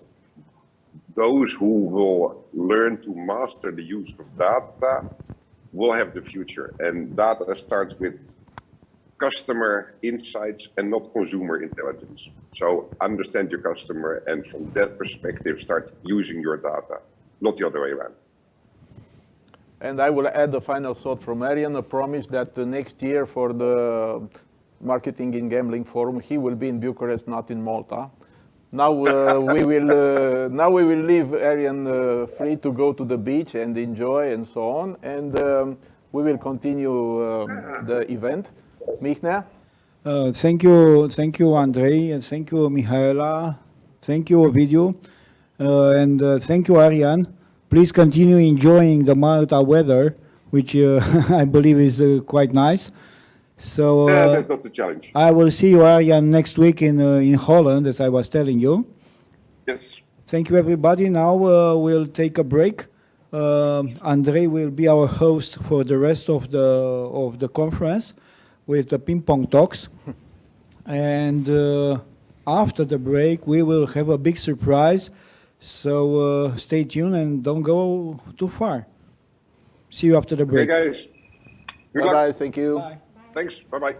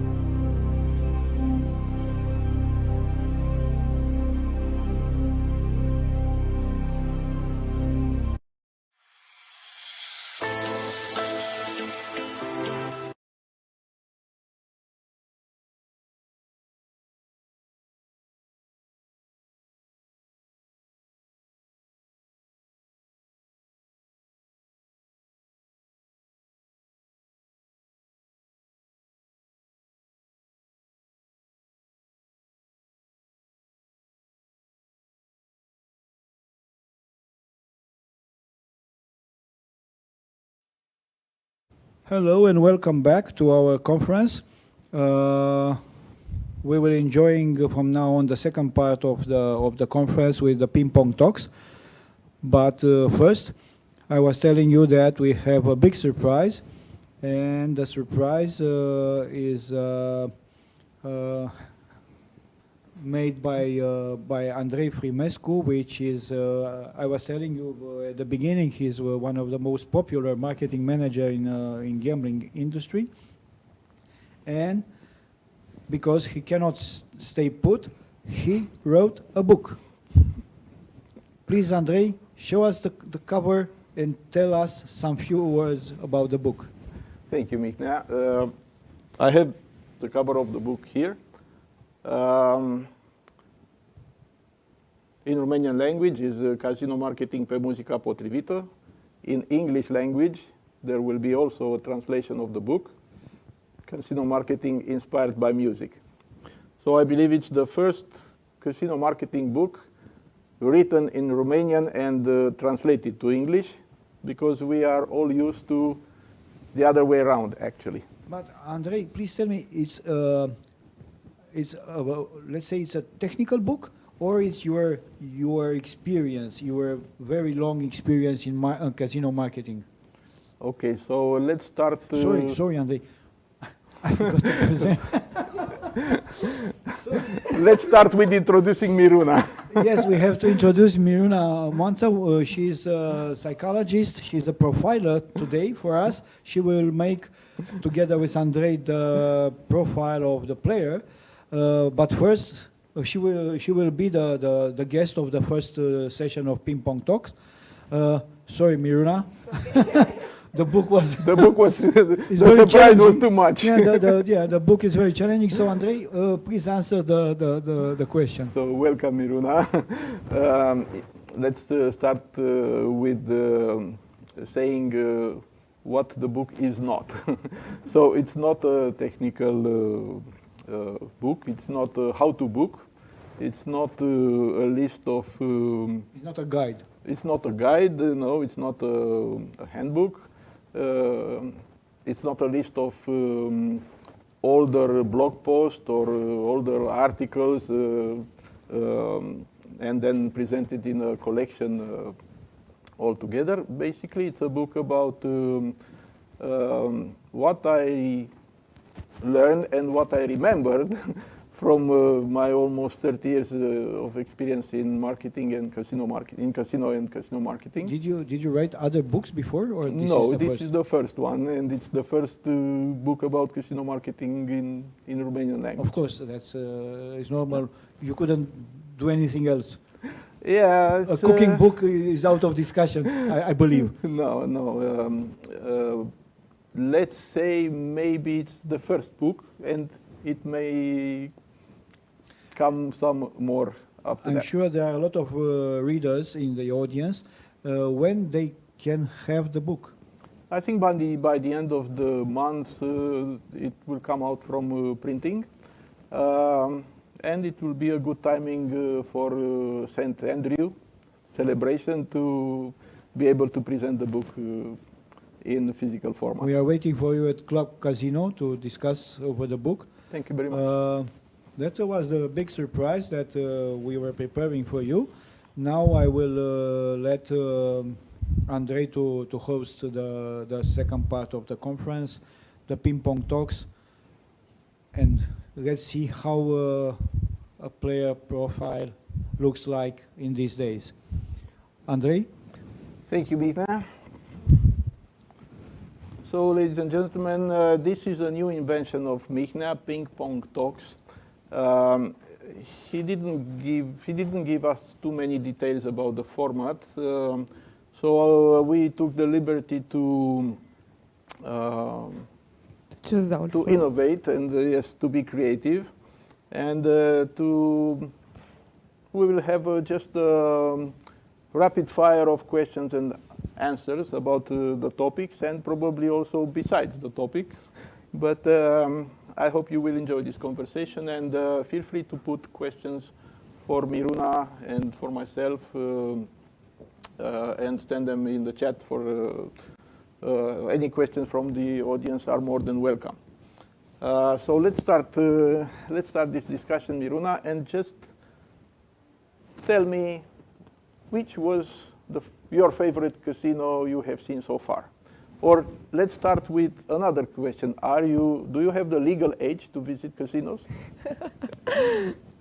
This is my problem in life. Yes, I have the legal age.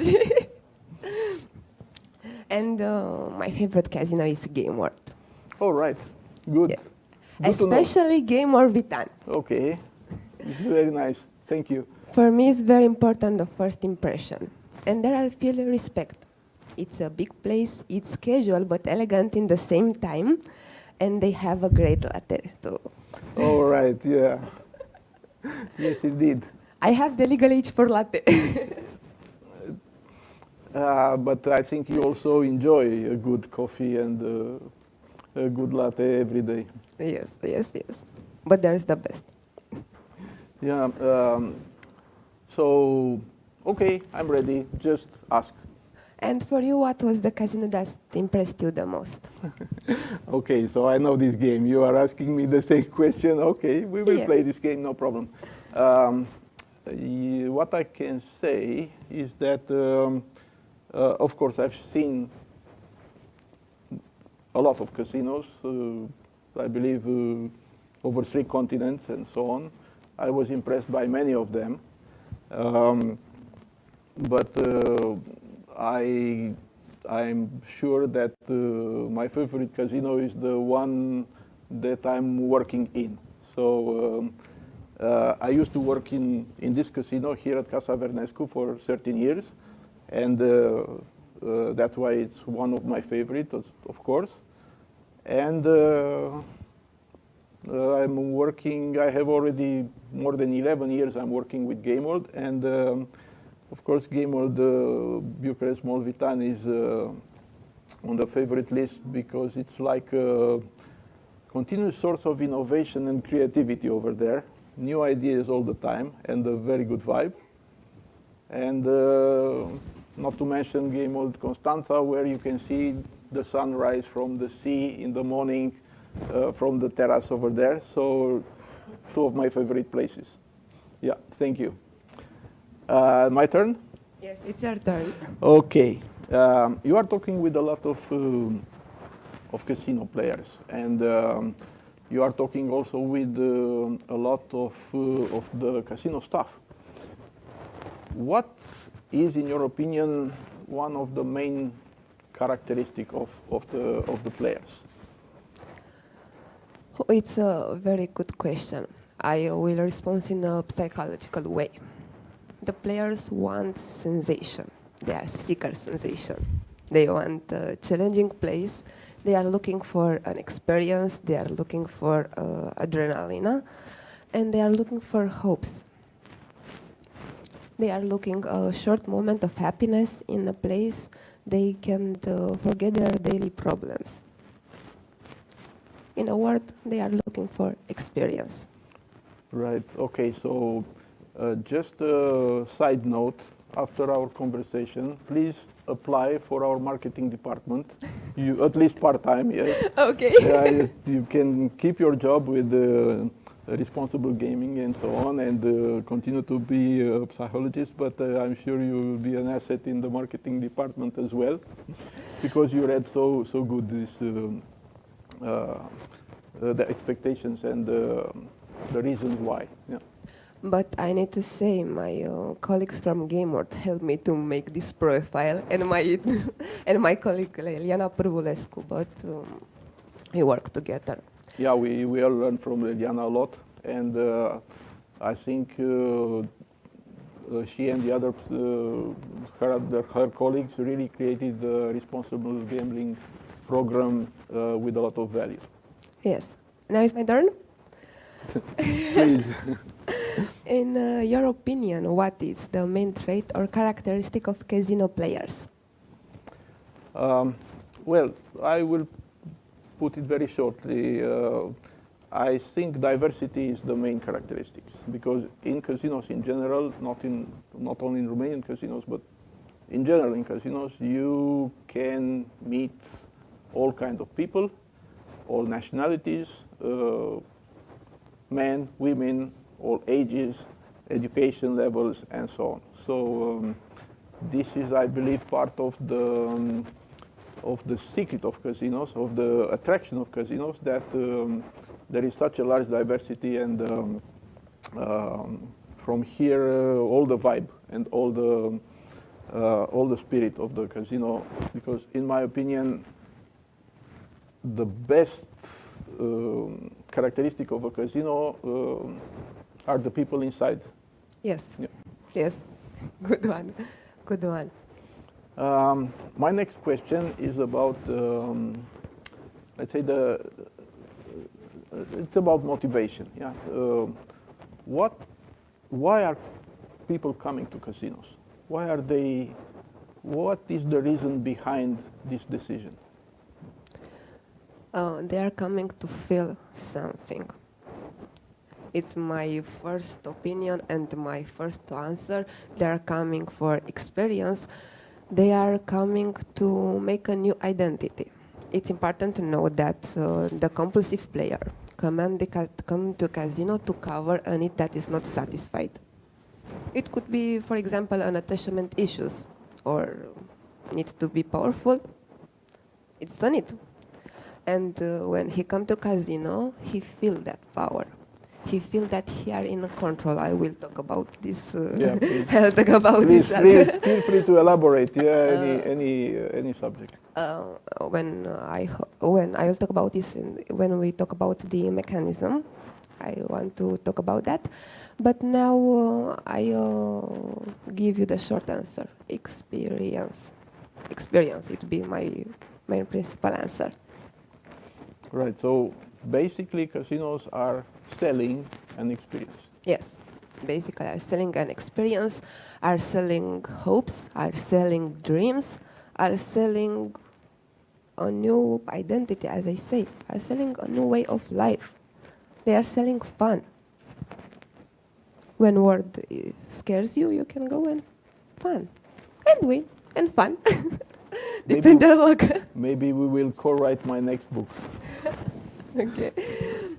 Now it's my turn. How do you classify the reason why players come to the casino? The reasons, not the expectation. It will be the next question. Well, the reasons why we should classify, because there are quite a lot of reasons, different reasons. But if we try a very simple classification, we can find, let's say, three categories. One of the reasons is to socialize, to meet people, to speak with people, to be listened, to have interactions. This is quite a large category of, probably the largest category of casino players in my experience. The second reason why is, like you say, to feel the adrenaline, to play the games. They don't care too much about surrounding and other things. They just want to have fun. The experience of the game and the adrenaline, to feel all the sensations that the game is providing, their favorite game is providing, because here we also have a large diversity of games. And I will place in the third category curiosity and having fun. So there are people just want to see what the casino experience look like and have fun, and this is their this is the reason why. So under three umbrellas, probably we can divide in more and more categories, but I think three important groups we can find here. Thank you very much. Very good category, and I feel a need to say that curiosity is a very good reason for new ages. In my opinion, it's a very good reason. Yeah, for new players, probably curiosity is the main reason and the first reason to see if this place fits their expectations. Yeah, right. My turn, my turn. Oh, right. Okay, please enjoy yourself. My turn to answer. Your turn to answer. Yes. No, it's no problem. Let's speak also about some, expectations, because okay, we know why they come, but what should they find there? Are they finding in casinos these things they are looking for? Yes and no. I think it's not a general response because it depends about their personal issues. For example, if they want to find money, it's possible to win. If they want to find a good latte, it's possible Right. to give a good latte. But if they have the expectation to have a new life, a perfect life, to be more powerful, more interested, everybody talk with, they to be the principal people in the room, no, they will be disappointed. Not necessarily, yeah. In conclusion, it all depends about their personal issues and their expectation. And when the expectation doesn't fit with the reality, you become what? Disappointed. This is another reason that they are angry when they lose money, for example. In fact, they are disappointed because the reality doesn't fit with their expectations. I see. Okay. It's not just about money. It's For sure. about what do you want? And we want more. This for sure. It's not about money, and we all know that. Yeah. Yes, I know that, but in a psychological way, it's very interested to look from this opinion. Most of people know, okay, casino money. No, casino is not just money. Casino is more than that. Sure. And we talk about expectation. What is your opinion? What do you classify the expectation that players have when they come to the casino? Well, I will come with a marketing approach on this because by knowing why the people are coming in the casino, we can organize ourselves to deliver as good as possible exactly those things. So, talking about people motivated by social interactions, we should provide the place for social interaction, the ambience for this social interaction. We should have patience, we should have time to listen to them, to talk to them, and to make them feel, to communicate and to make them feel good talking about themselves and their stories and so on. I know colleagues of mine, they hear the same story many times, but they never lose their patience, and they continue to have the communication with these players, because this is what they are, why they are coming from, and what they expect. For the players, for the gamblers interested by the games, we should provide the games smooth, so to run the games without any problems, any errors, any technical issues, and be there discreet and react quickly for any demands they have or things they need. And of course, for curious new players, we should be good hosts. And I think this is saying everything. I mean, a good host is a term for somebody who can provide all the information and show the place and make the best first impression. Good, good answer. Okay, thank you. I hope you will not give me at the end of this talk some grade. Okay, Andre, you were like now 8. I give you a profile. 7, 8, yeah. It's okay, a profile. I'm afraid about this.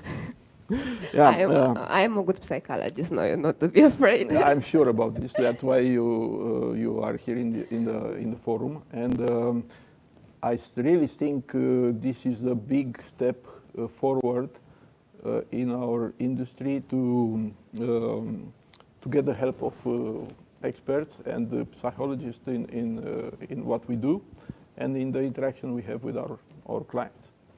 But let's talk about clients, and let's talk about, let's say, vulnerable players, people who may approach addiction or in danger to arrive at this stage. What can you tell me about this danger? What are the factors that are leading on the path to addiction? First of all, I want to start with the categories. In danger are persons with traumas, with attachment issues, with personality disorders, with other addiction like drugs or alcohol, and persons that are unhappy with their lives. Because it's hard when you feel powerful, for example, to say stop. And do you want to play again, or drink again, or smoke again, to feel that first feeling, that first sensation of control? Right. But in the front of the list, the person with traumas. And now I want to know your opinion.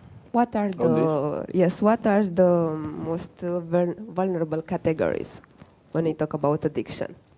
Of course, I will approach again from my perspective. You have your own very interesting perspective, and you are, let's say, looking at this at things in general from your point of view. From my point of view, as an organizer, a vulnerable category are the young people. Of course, under 18 is restricted. They are not allowed to step into casinos or to gamble and so on. It's normal to protect them, but in general, young people are more vulnerable because probably, like you said, they want to show off. They want to experience everything as quickly as possible and at the highest level possible. So Yes. This somehow it makes them vulnerable. And in this respect, I just want to mention that we are supporting the education campaign for young people. Antrenat de majorat. Game-ul is a financial support for this program, exactly to prevent, actually to prepare young people for the attractions they may experience after they come to the age, and they will be allowed to try all these things. Another vulnerable category, I would say, are the people not having so strong financial budget, and mistaking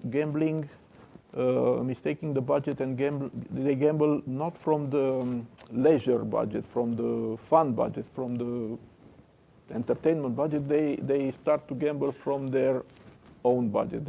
Maybe they start to gamble from their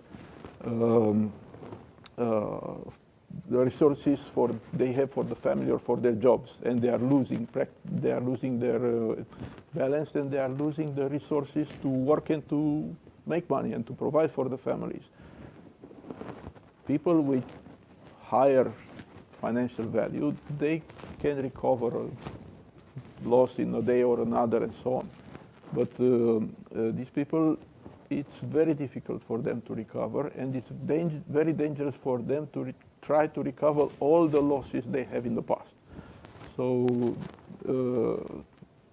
they should be very careful not to chase the losses and not to mix the money from they use for gambling. So these two categories I will, and we are organized to look carefully about these two categories and try to prevent them to go too far. Okay. We talk some language, but with other words. Yeah, probably. I'm sure about it. You says financial, I says needs. Exactly, I'm sure about it. Yeah. But let's stay in this area and let's talk about satisfaction, insatisfaction. What are the factors building the satisfaction of the players, and which are the factors contributing to unhappy players? First of all, with satisfaction. Experience. it will be my favorite word today, experience, experience, experience. And the fact that they find a place where they are accepted as they are is the second reason. They are sensation seeker, as I say. They want more. They want to try. They want challenging activities with a lot of adrenaline. But when they find that perfect place, they want to stay. They want to stay there. And insatisfaction, I remain at my answer. It's all about their personal issues. It's all about how they feel at the unconscious level. What was their need? What was their need? And that comes in satisfaction. For example, with attachment. If you want to be a sociable person and to be friend with anyone and have a good and best friend, do you want to find in the casino maybe? If you can find there in the casino, it's a problem. It's a social problem, sorry. But in personal life, maybe the problem with your wife, the problem with your kids, the first attachment that you have in the first 4 years of life. Okay, some very long time ago. But in conclusion, when we talk about satisfaction, we talk about experience and to feel that you are in a place that you belong. When we talk about insatisfaction, we talk about the personal issues and how they feel at the unconscious level. But I want to know your opinion, not my opinion about attachment and first years of life. What? When are they happy? When they are sad? Yeah, so looking from the operator perspective, I associate satisfaction with the positive emotions. So I believe people will be satisfied by this experience if this experience provide them a positive emotion. If they feel good, if they feel surprised, if they feel happy, if they feel they are important and respected, if they see they are treated with polite and quick, and in general, it's about the way they are, the status they have in the casino, and the way they are treated in the casino. The entire experience should be a collection of positive emotions,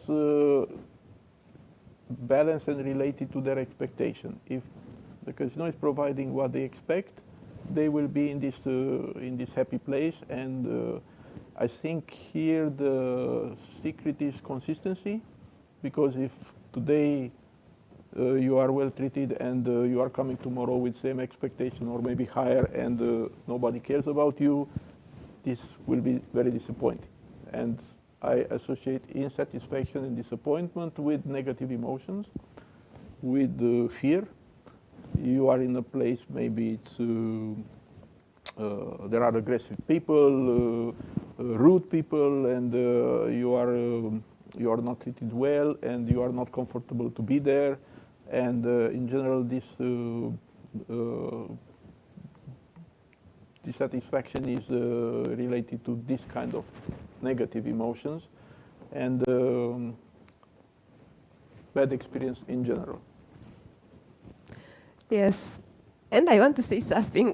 Please add, feel free. But do you know there are some people that like the aggressivity? Is there a way of communication? Their way to communicate with other people. But this is a long story. But it's interesting subject. It's a long discussion, and I think we can relate also, let's say, to the public on football matches. Some people go there just to express, to be angry, to swear, to be violent, and to get rid of all the tension probably they have from other moments in their lives or relations in their life and so on, and get rid of this load and maybe feel a little better after doing this. Yeah, it's possible. And I think it's happening also during the games and in the mix of emotions the games are generating. Yes. You have a lot of insights from this relation between the staff and the client. How important it's the casino staff for the players and for the experience of the players, even for the reason why they are coming to a certain casino. It's very important. The casino staff are like their best friends, are there for them. They win, the casino employers are there. They lose, the casino employers are there. Are like a big family, and the family that doesn't judge you. It's very important. And the players feel comfortable, feel free to express themselves. Yes, the casino staff are very, very important. I think it's a big part of that experience, big part of the emotions. I know that there are some people, some players that came into casino for stuff. They want to laugh with somebody, Yeah. and they come there.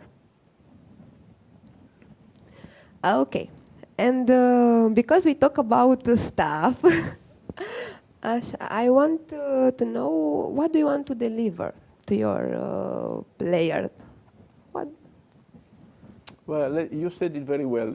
We want to deliver an experience. It's somehow like you go to the cinema, but more. I mean, the cinema experience is very much one sense. You are looking to the screen and it's, let's say, visual, mostly visual. Yeah, now the cinemas, like we have seen in the panel, the cinema have added a lot of technology and the gimmicks, and it's enhancing this experience as much as possible. But the casino experience is somehow similar, but with more senses involved, because there are all the lights, the music, the sound, and so on, the people you are meeting, and so on. But you are using, as a customer, you are using all your senses. Yeah. You drink a coffee, you drink a beer, cold beer, a warm coffee. You are hearing a certain music, and it's the lucky tune for you, or you are hearing the jackpot singing when you are winning a jackpot. All these are combined, are making the whole experience, and this is what we are providing. Basically, we are providing good time. You are spending in a casino 1 hour, or 1 hour and a half, or 2 hours. This should be good time for you, quality time, positive feelings and good emotions, and an overall memorable experience that you will then tell the story. Because I was saying, players have a lot of stories, and it will be very good if the stories will be related to your casino. That will be a proof that you are providing the right thing. I like the idea of stories. Yeah, indeed. It's very true about this, because here is the secret to deliver something memorable, not something average, not something, let's say, normal, because nobody remembers average and normal. Everybody remembers something special and something that has a certain value, or a certain memorable value they are taking with. This is, in my opinion, this should casinos do, because nobody is taking any parcel by going out, except some people, very lucky people, when they are winning a lot, and they are putting all the money in an envelope and go home happy. Yeah. Now a question for me? It's my turn, yes? Okay, let's talk players. Let's talk differences about ages, about nationalities, about all these kind of characteristics. Why are some nationalities more interested in casinos than others? Why are some let's say activities more related to casino experience than other. For example, I have a question: is a jet pilot, yes, airplane pilot, who by definition has a risky business, let's say, is he more interested in a gambling experience or not necessarily? Yes and no. It's not a general rule. First of all, let's talk about the pilots. Let's talk about it, and then the stewardess, if possible, yeah.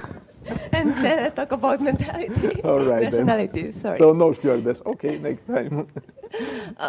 Yes, and stewardess, but pilots are a very good example because they want adrenaline. And it's not a general rule, but science says that adrenaline is associated with risk. Right. And it's a short answer, but science knows better. Yeah.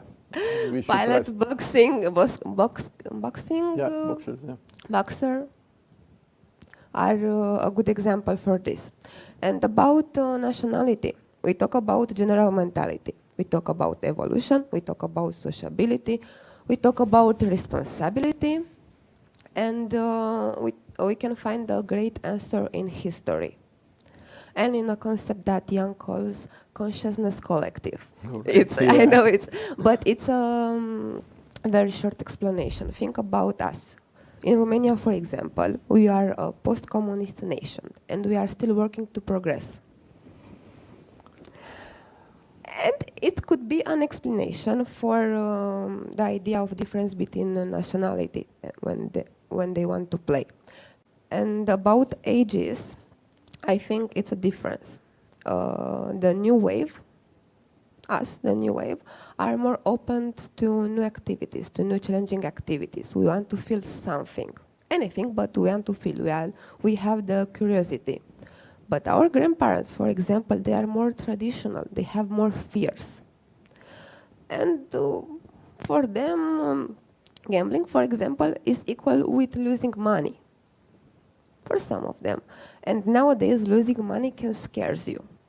But new generation are open and he understand that it's about fun. And my favorite word, experience. Right. But I want to know your opinion about this difference between age and mentality. Well, first,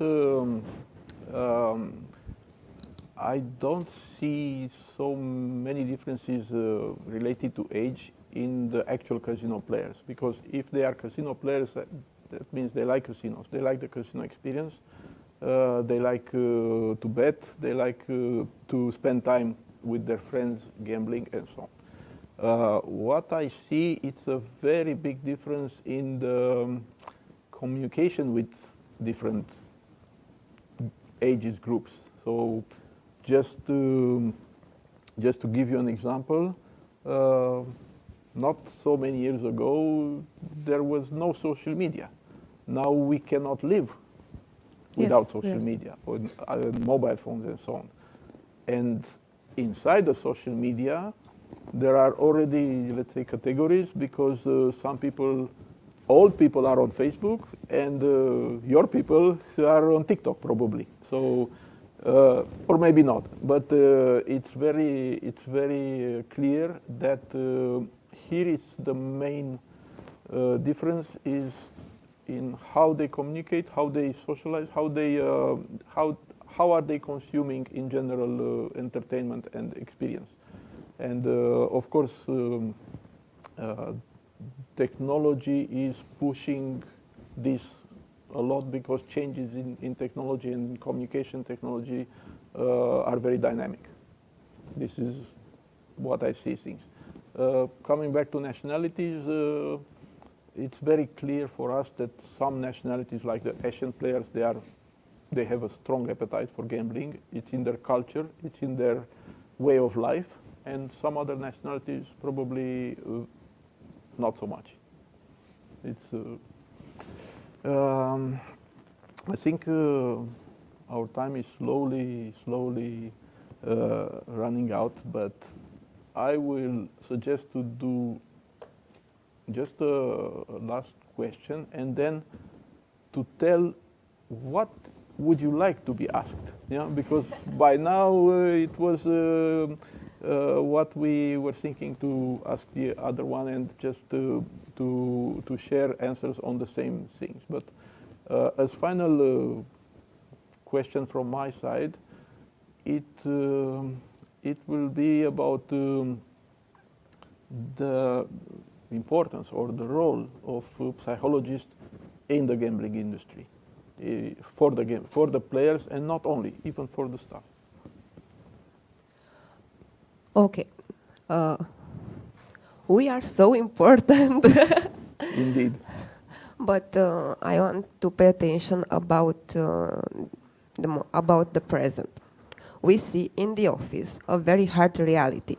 For example, when we talk about the compulsive player, we talk about a new wave that are nervous, angry, violent, furious, that are less sociable, that have low tolerance of frustration, and they need help, but they need professional help and time. For example, I recently have a case, a young man, in the present he sees just money. He doesn't see the fun or the experience, and he becomes so violent with us, with his family. It's so sad. And I think with this post-pandemic time, they need professional help and staff need to feel support. I know it was hard for you, for the general employees, and they need to know that it's a person, it's a person there, and they could talk with that person. I think it's important because we, as a psychologist, are objective, and we can see on the outside what is happened. And my colleague, Leliana Părvulescu, says we need to pay more attention on this critical problem about post-pandemic players, and we need to pay more attention on human. And I say too, we need more attention on human, on people, and the person around us. And this is the first lesson for our colleagues when I talk with them. We need to pay attention on people because we have feelings and we need something. Right, absolutely. And I want to know your opinion about this. We are important in your life, in the player's life, or in the casino staff life? Yeah, like I said, maybe very soon I will have almost 30 years experience in this field, casinos. I started from the very lowest position in the casino and experienced all the levels, all the positions, all the jobs and so on. Probably not security agent, but all the others.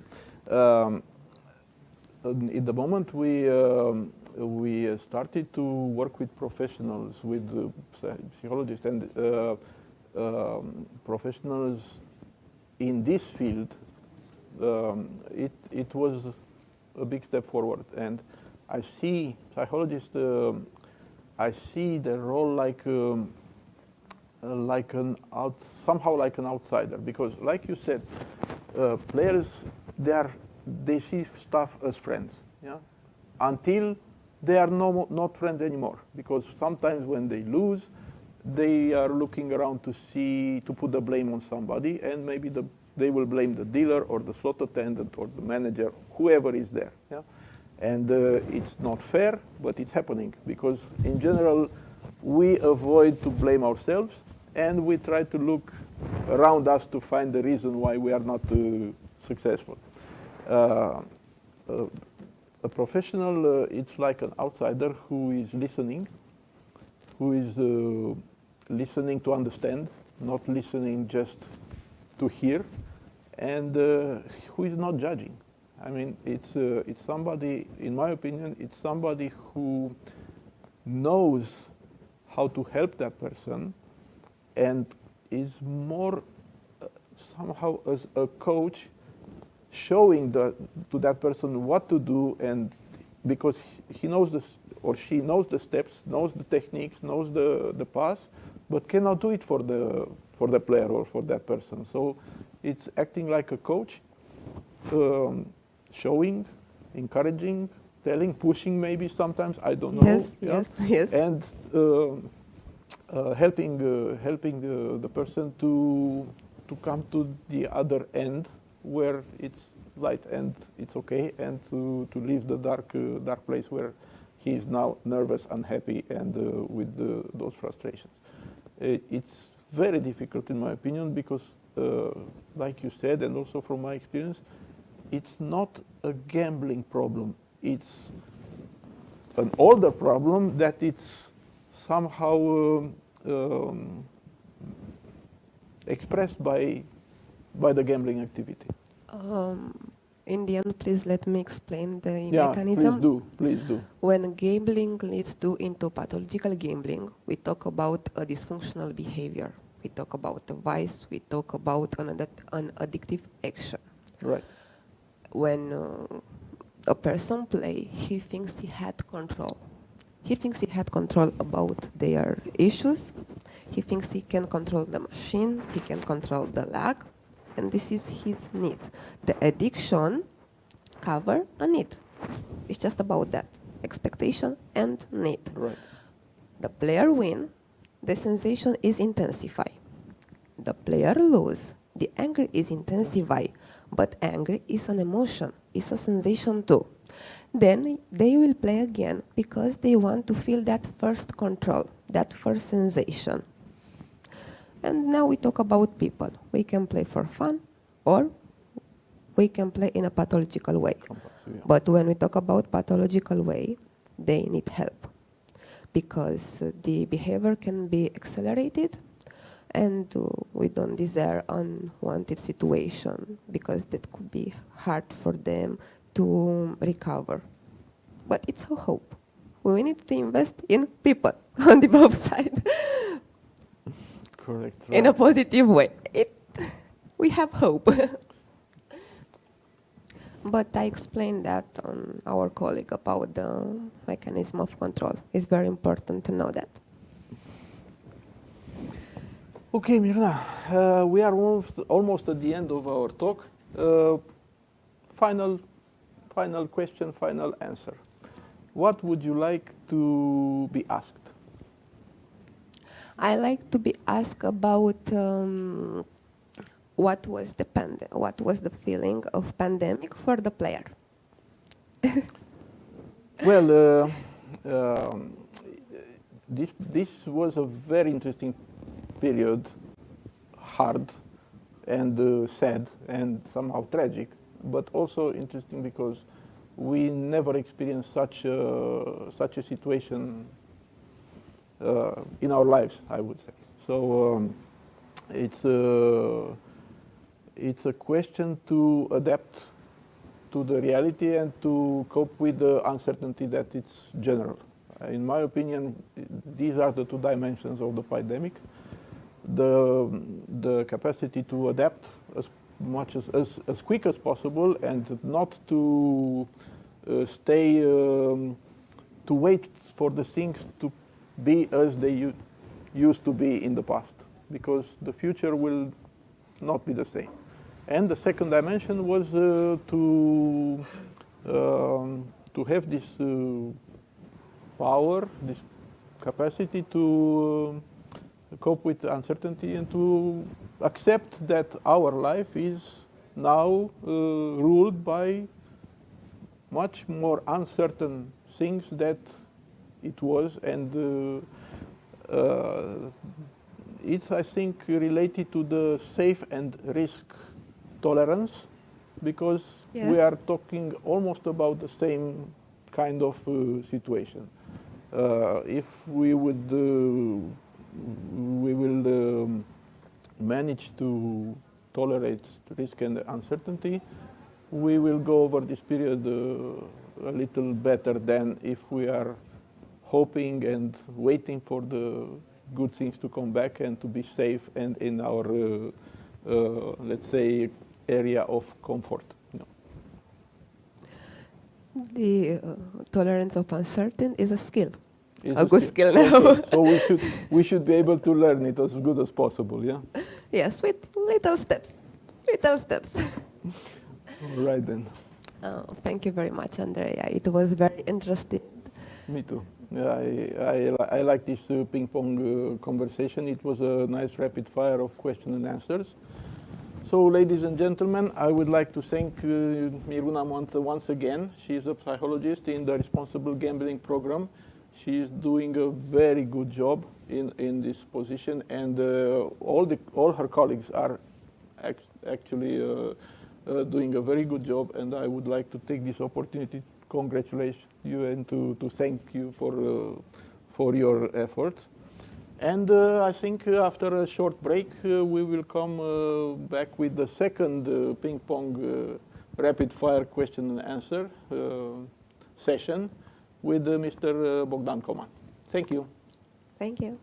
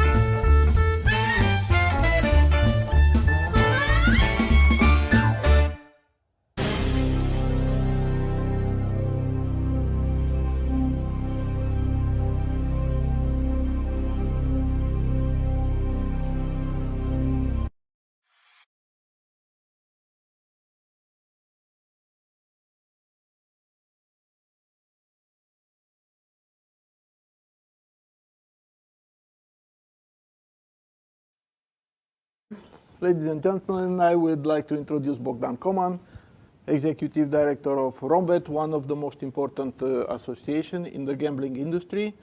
Bogdan has quite a lot of experience in our field of activity, and most of all, he's a very nice guy. It's lovely to talk with Bogdan any subject, but right now we will talk about communication in this industry of ours, casino industry, and especially in we will talk about communication in the pandemic times.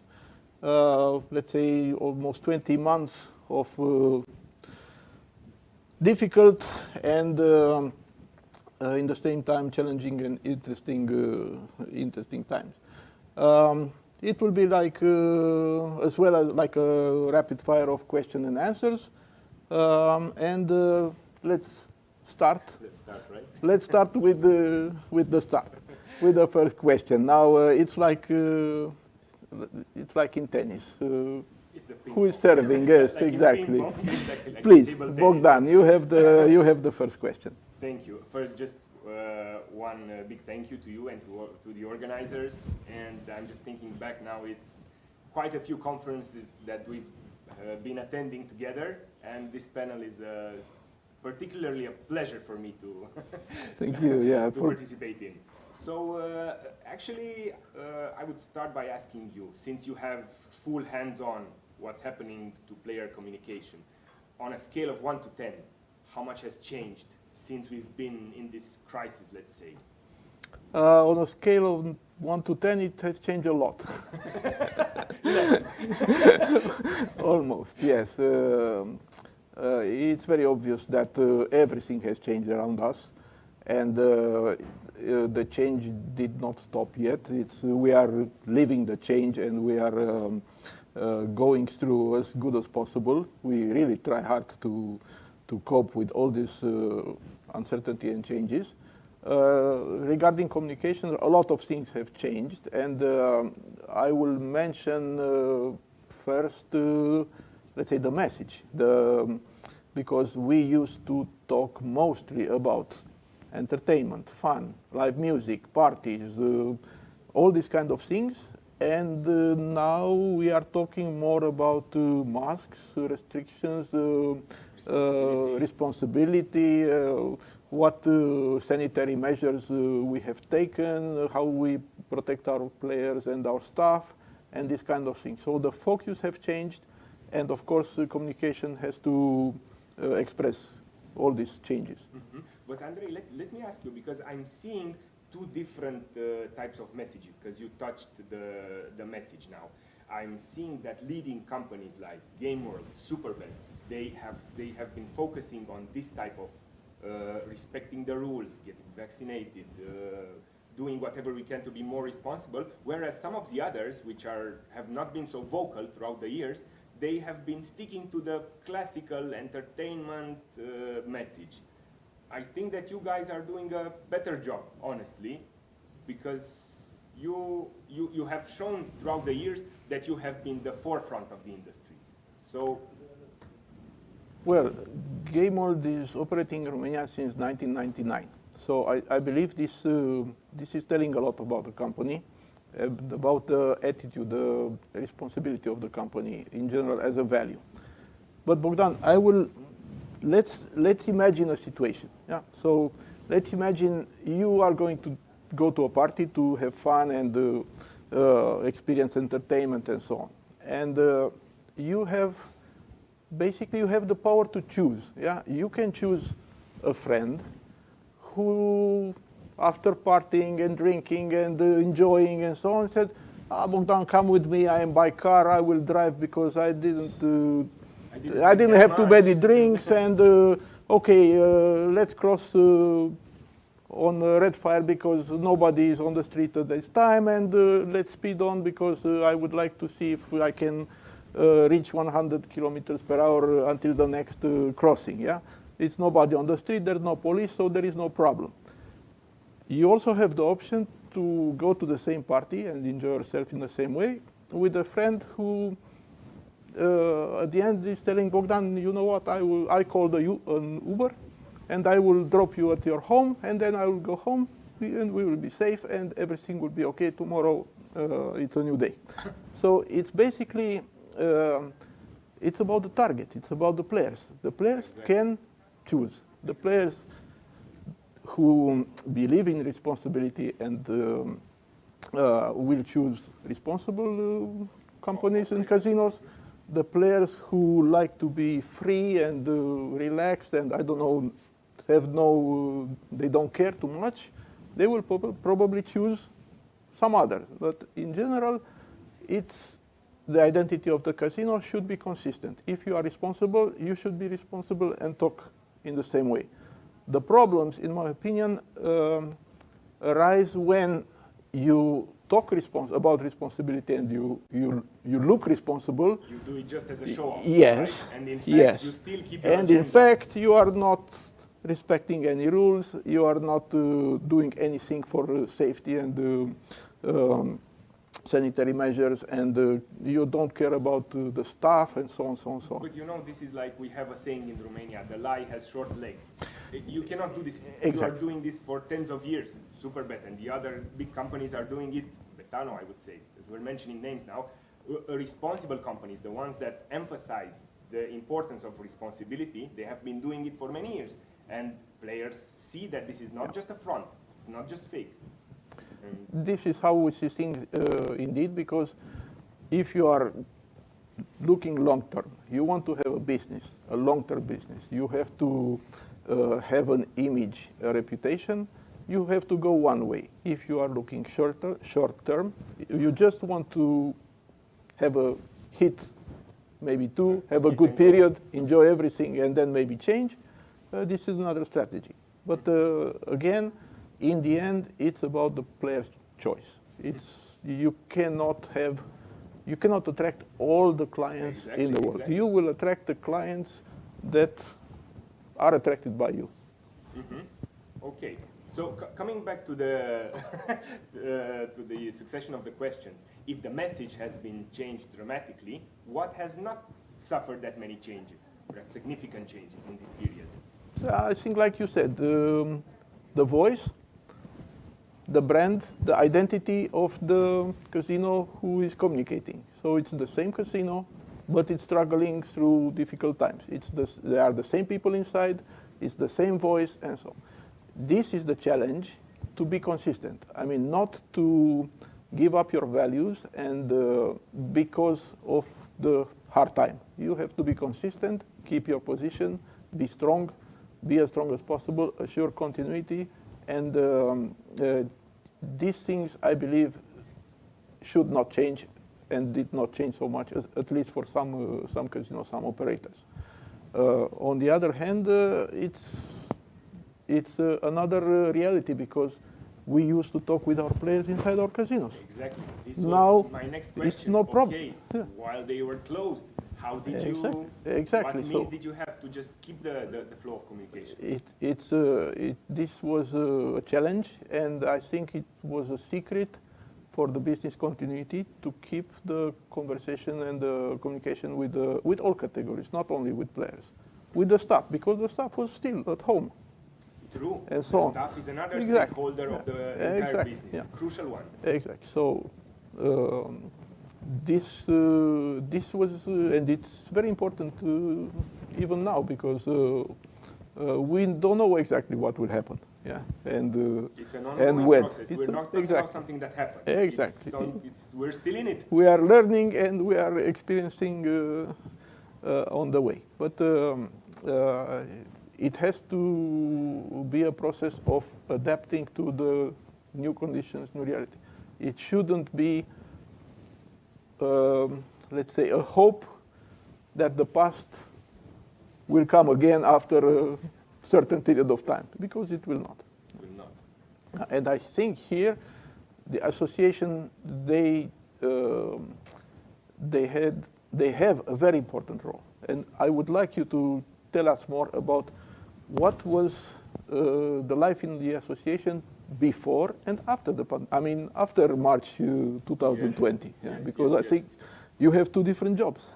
True. For us, the dynamics changed a lot because, well, we have more than 50 members and obviously more than 50 opinions.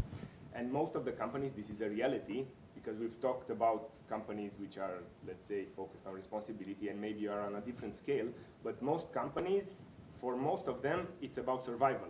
They have been pulling their armor back, and they're counting basically every dime, every leu, every euros that they have, and they are struggling to be still present in the market. So the communication with them was, let's say, had a lot to suffer because they were in a defending position. But fortunately, there are still companies who are on an offensive position and want to keep the dialogue with the other stakeholders, like with the state authorities, like with the business-to-business providers. They still want to keep those channels open. And even if there is a struggle now, they know that, like any business cycle, it will pass. Better days will come, and they are preparing for them even from today. Right. The most frustrating thing in this period was our link and our efforts to pass on the messages to the authorities. Because you know the political landscape is going like this. Everybody is in this protective state. You cannot basically talk to anybody. You have a lot of messages. You are carrying out the message of the industry, but it pumps back to you. Yeah. That's the main challenge of this period.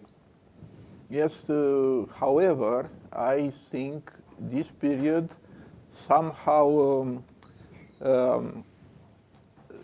showed the best of us. Yes. Because I believe before March 2020, it was difficult to come to a moment when all the associations were together in a project, speaking the same language, agreeing on the same messages, and backing the same messages to when discussing with authorities and other parties. And now, just to mention the campaign for pro-vaccination, that was probably the first campaign organized by the entire industry. Exactly. Everybody, in the Romanian economy, gambling, casino industry was the first industry organizing such a campaign, and organizing good, I mean professionally, not just showing off with some statement and nothing real behind it. Yeah. There were considerable resources put into it, both financial and organizational, let's say. There were people involved in it. Like you say, professional people that were working on behalf of the associations. But this is a very good point that you raised. We were united by the same goal. Before it was like, these guys are dealing with the slots, these are dealing with betting, these are dealing with online. But when you have a mutual goal, a common goal, to fight against what is happening, which is a threat to every company, it's best to unite the forces. And I really appreciated the support of the normal people, from the staff, from the casino employees. They were there in their campaign. You have seen that, right? Yeah. In the company? Yeah, I have seen this, and I was one of them. I have seen this from the outside and also from the inside. But it was a very good example, and it's if we are, let's say, coming back to the theory, when you have a pressure on a group, an external pressure, the group gets more united. Now, in the face of this challenge and of this danger, the industry managed to be united and to work together, in spite of all the differences and all the, let's say, the organization and the structures and so on. Exactly. But I think it was some of the good things I have seen in this last period. Yeah. Let's say how this will evolve, and after we have passed this period, if we manage to stay like we have became. We are learning anyway. It was a first experience, and it was a success, and it's a base to build from now on as well, in my opinion. Well, just moving back a little bit to communication, I would like to ask you, let's say 2 or 3 examples of good communication. You can take it from within your company or what you have seen in the market. A few examples of good communication that you've seen happening in this period? Probably the first one is the campaign, the pro-vaccination campaign. It was for me a very interesting project to be part of, and a successful communication exercise, let's say. I mean, it is especially because of the national level. Mm-hmm. Yeah, of course, there were companies doing good in both directions. I mean, doing good as acting good, and doing good as communicating their actions, because in spite of all the difficulties and let's say the uncertainty what will come, companies, some companies really supported the effort against the pandemic by donation, by volunteer, by organizing things with the staff, and helping hospitals or SMURD or all these organizations involved in the front line. Yeah. Just remember how emotional was the first period of the pandemic, when we have seen doctors fighting at the nurses and so on, and nobody knew exactly what to do and what will happen, and the resources were very low. But I mean, the medical system was not prepared and equipped for this challenge. And here there were companies that helped on the society level, and also companies that helped on their staff level, because they were supporting the staff. I have seen, for example, news from the US when the casinos were laying off staff because no activity, and they just a lot of people were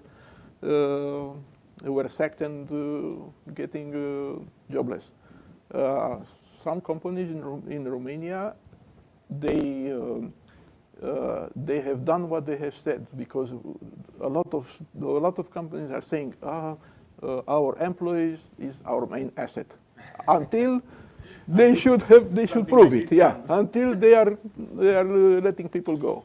So I really appreciate those companies that were supporting the staff and communicating with the staff, because just think, individual people used to work together every day and forced to stay in their homes, each of them, with nobody. I mean, no friends, no communication, no connection, and so on. So supporting the staff, I think, was a very good thing, and separated somehow companies into categories. Separating them. Yeah. It's very interesting, because we are talking about external communication, what organizers communicate to players or to various external factors, and internal communication, how they communicate with their staff. And I'm sure most of the internal communication was strengthened, because it had to be, the pace was higher, because changes are almost every day, so you need to communicate every day. Right. There's a new government decision, there's a new emergency situation committee decision, there's a changing government, so the pace of communication had to be yes, higher. And even more, because all the news were in general negative. So for example, we, let's say, invented a topic, Game World Good News.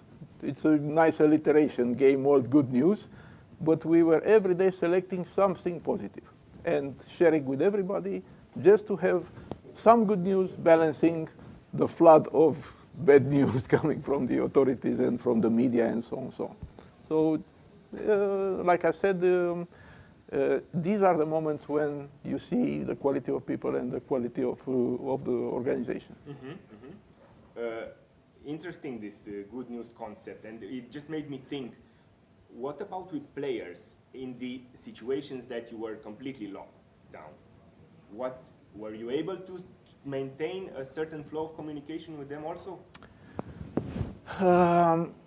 As much as possible we tried, because once again, our business model was built on face-to-face communication with the players inside the casino.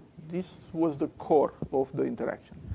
Then we arrived to a situation when we were not able to do this thing that was so simple and so, how to say, natural. So we use a lot of social media, and we try to be present on the social media just to have this kind of connection, because our players are following us. This is something we all know. But I think even more important was the one-to-one communication with the players on the manager level, on the staff level, on that level. Keep that. To keep, because in the end, the relationship is not between the player and the casino. The relationship is between the player and the person from the casino. It may be a manager, it may be a director, it may be a slot attendant. You don't know, but even on social media, this kind of direct communication were possible because, as you know, it's you can comment, you can DM, you can do a lot of things via Facebook, Instagram, and so on. So just as an example, we did not forget anniversary of players just because they were not playing. Yeah, it's very easy to congratulate somebody when he's playing in your casino and spending money, but you should congratulate and remember his birthday and send him a message also when he is not playing in a casino and he maybe is alone somewhere and you are just alone in another place. Yeah. So this is, I think, things that we learned during the pandemic, and some people were doing this and some others not so much. And somehow this improved your relationship with the players, right? Because looking back, maybe after 1 year, you will think there were also positive things that came out of this. And just to understand that there were some people very isolated, and they really needed to. Did you get this sort of feedback? That Yes, your communication our was communication good for them? was well received. Yeah, yeah, and very often we got this message that we just hope to see you again, to come to the casino, to meet again. So people were really expecting to be able to get out of their homes and meet again in the casino. And this happened when we were allowed to open again. We have seen that the players did not forget us for the online casinos, for example. Just when they were able to come, they came, and it was just a new fresh start. Exactly. That is, I mean, on these conferences, we always say that retail will never die, because you can never replace the social component. Whatever you get on an online website, this feeling of realness cannot be substituted. So I'm sure that the retail operators will be doing, will keep doing well after this. Yeah, me too, I'm sure, and I'm sure the things are evolving. I mean, we were talking in the marketing panel about online and offline, land-based, and the things are going in this direction when the two of them will get closer and closer. Yeah, because right now, maybe they look like different businesses and experiences, but slowly, they have to come to the point of omnichannel and similar. I mean, there is just one player. He should have a unique experience, not two different experiences. I'm going there, or I'm clicking on the website. No, it should be, because it's the brand. It's not. It's not the channel. It's the brand. Sometimes I would like to open my tablet and play here because I'm traveling, or I don't know, or maybe in a meeting. Sometimes I have the need to have fun and be entertained and meet my friends, and I will visit a casino. But this should be. But you know, looking at all these jurisdictions around Romania, let's say, which are in Europe, and Europe is the pinnacle of gambling, there are still, I mean, legislation is years back compared to technology. And technology is Yeah. here to offer omnichannel, and it's here for years. Yeah. But the legislation is back so many years that this is still preventing, and for sure it will still be a long time until it's aligned, and you as a brand can offer multiple channel experience under one company or two or how many companies, but be able to offer the same experience. Here we put our trust in you, the associations, yes, all the association to have the power to slowly to explain to authorities to make the changes according to the possibilities that the technology is providing. Communication probably is one of the fields of activity when technology has done the most dynamic changes in the last years. I know exactly what kind of marketing tools I had 20 years ago and which are the marketing tools I have now. It's a completely different set in communication in this respect. So coming back to the casino experience, we hope and we put the trust in you that we will be able to somehow encourage changes in the legislation in the benefit of the player. It's because if the player is happy, I think everybody's happy. So this is the starting point.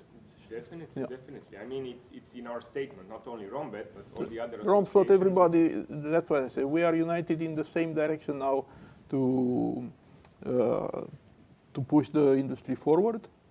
And the tool is through an association, or maybe through an association of associations. Yes, Yeah, yes, even better. yes. Yes, because alone you have no voice, but together we are in a different, completely different position.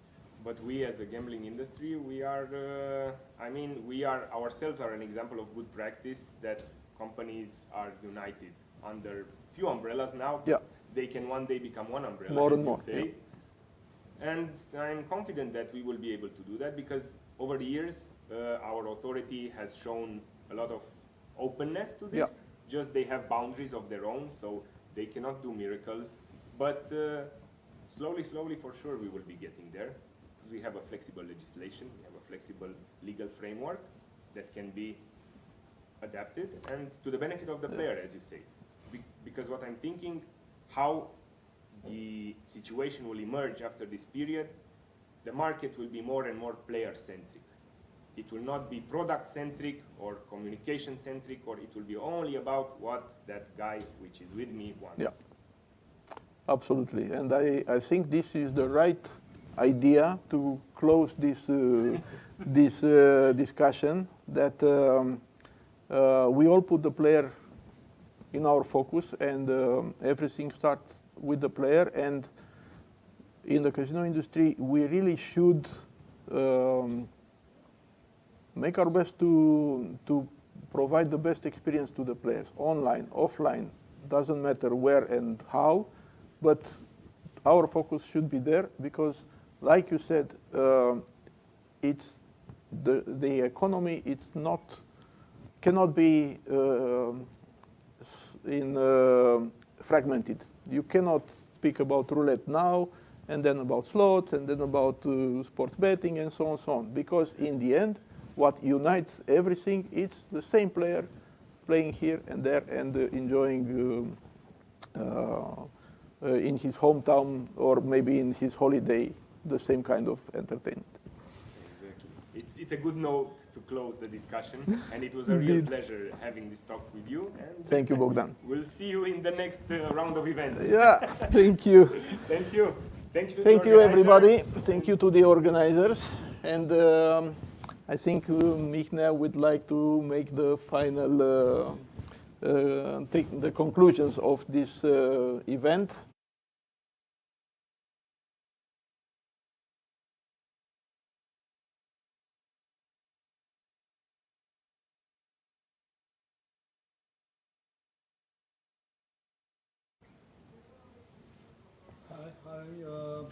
Wow, a very long day.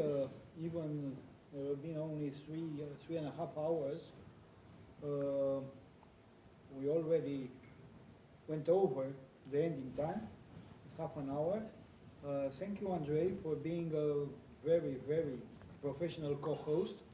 Thank you, Bogdan, for discussing this topic. I hope, thank you to you guys. We are working.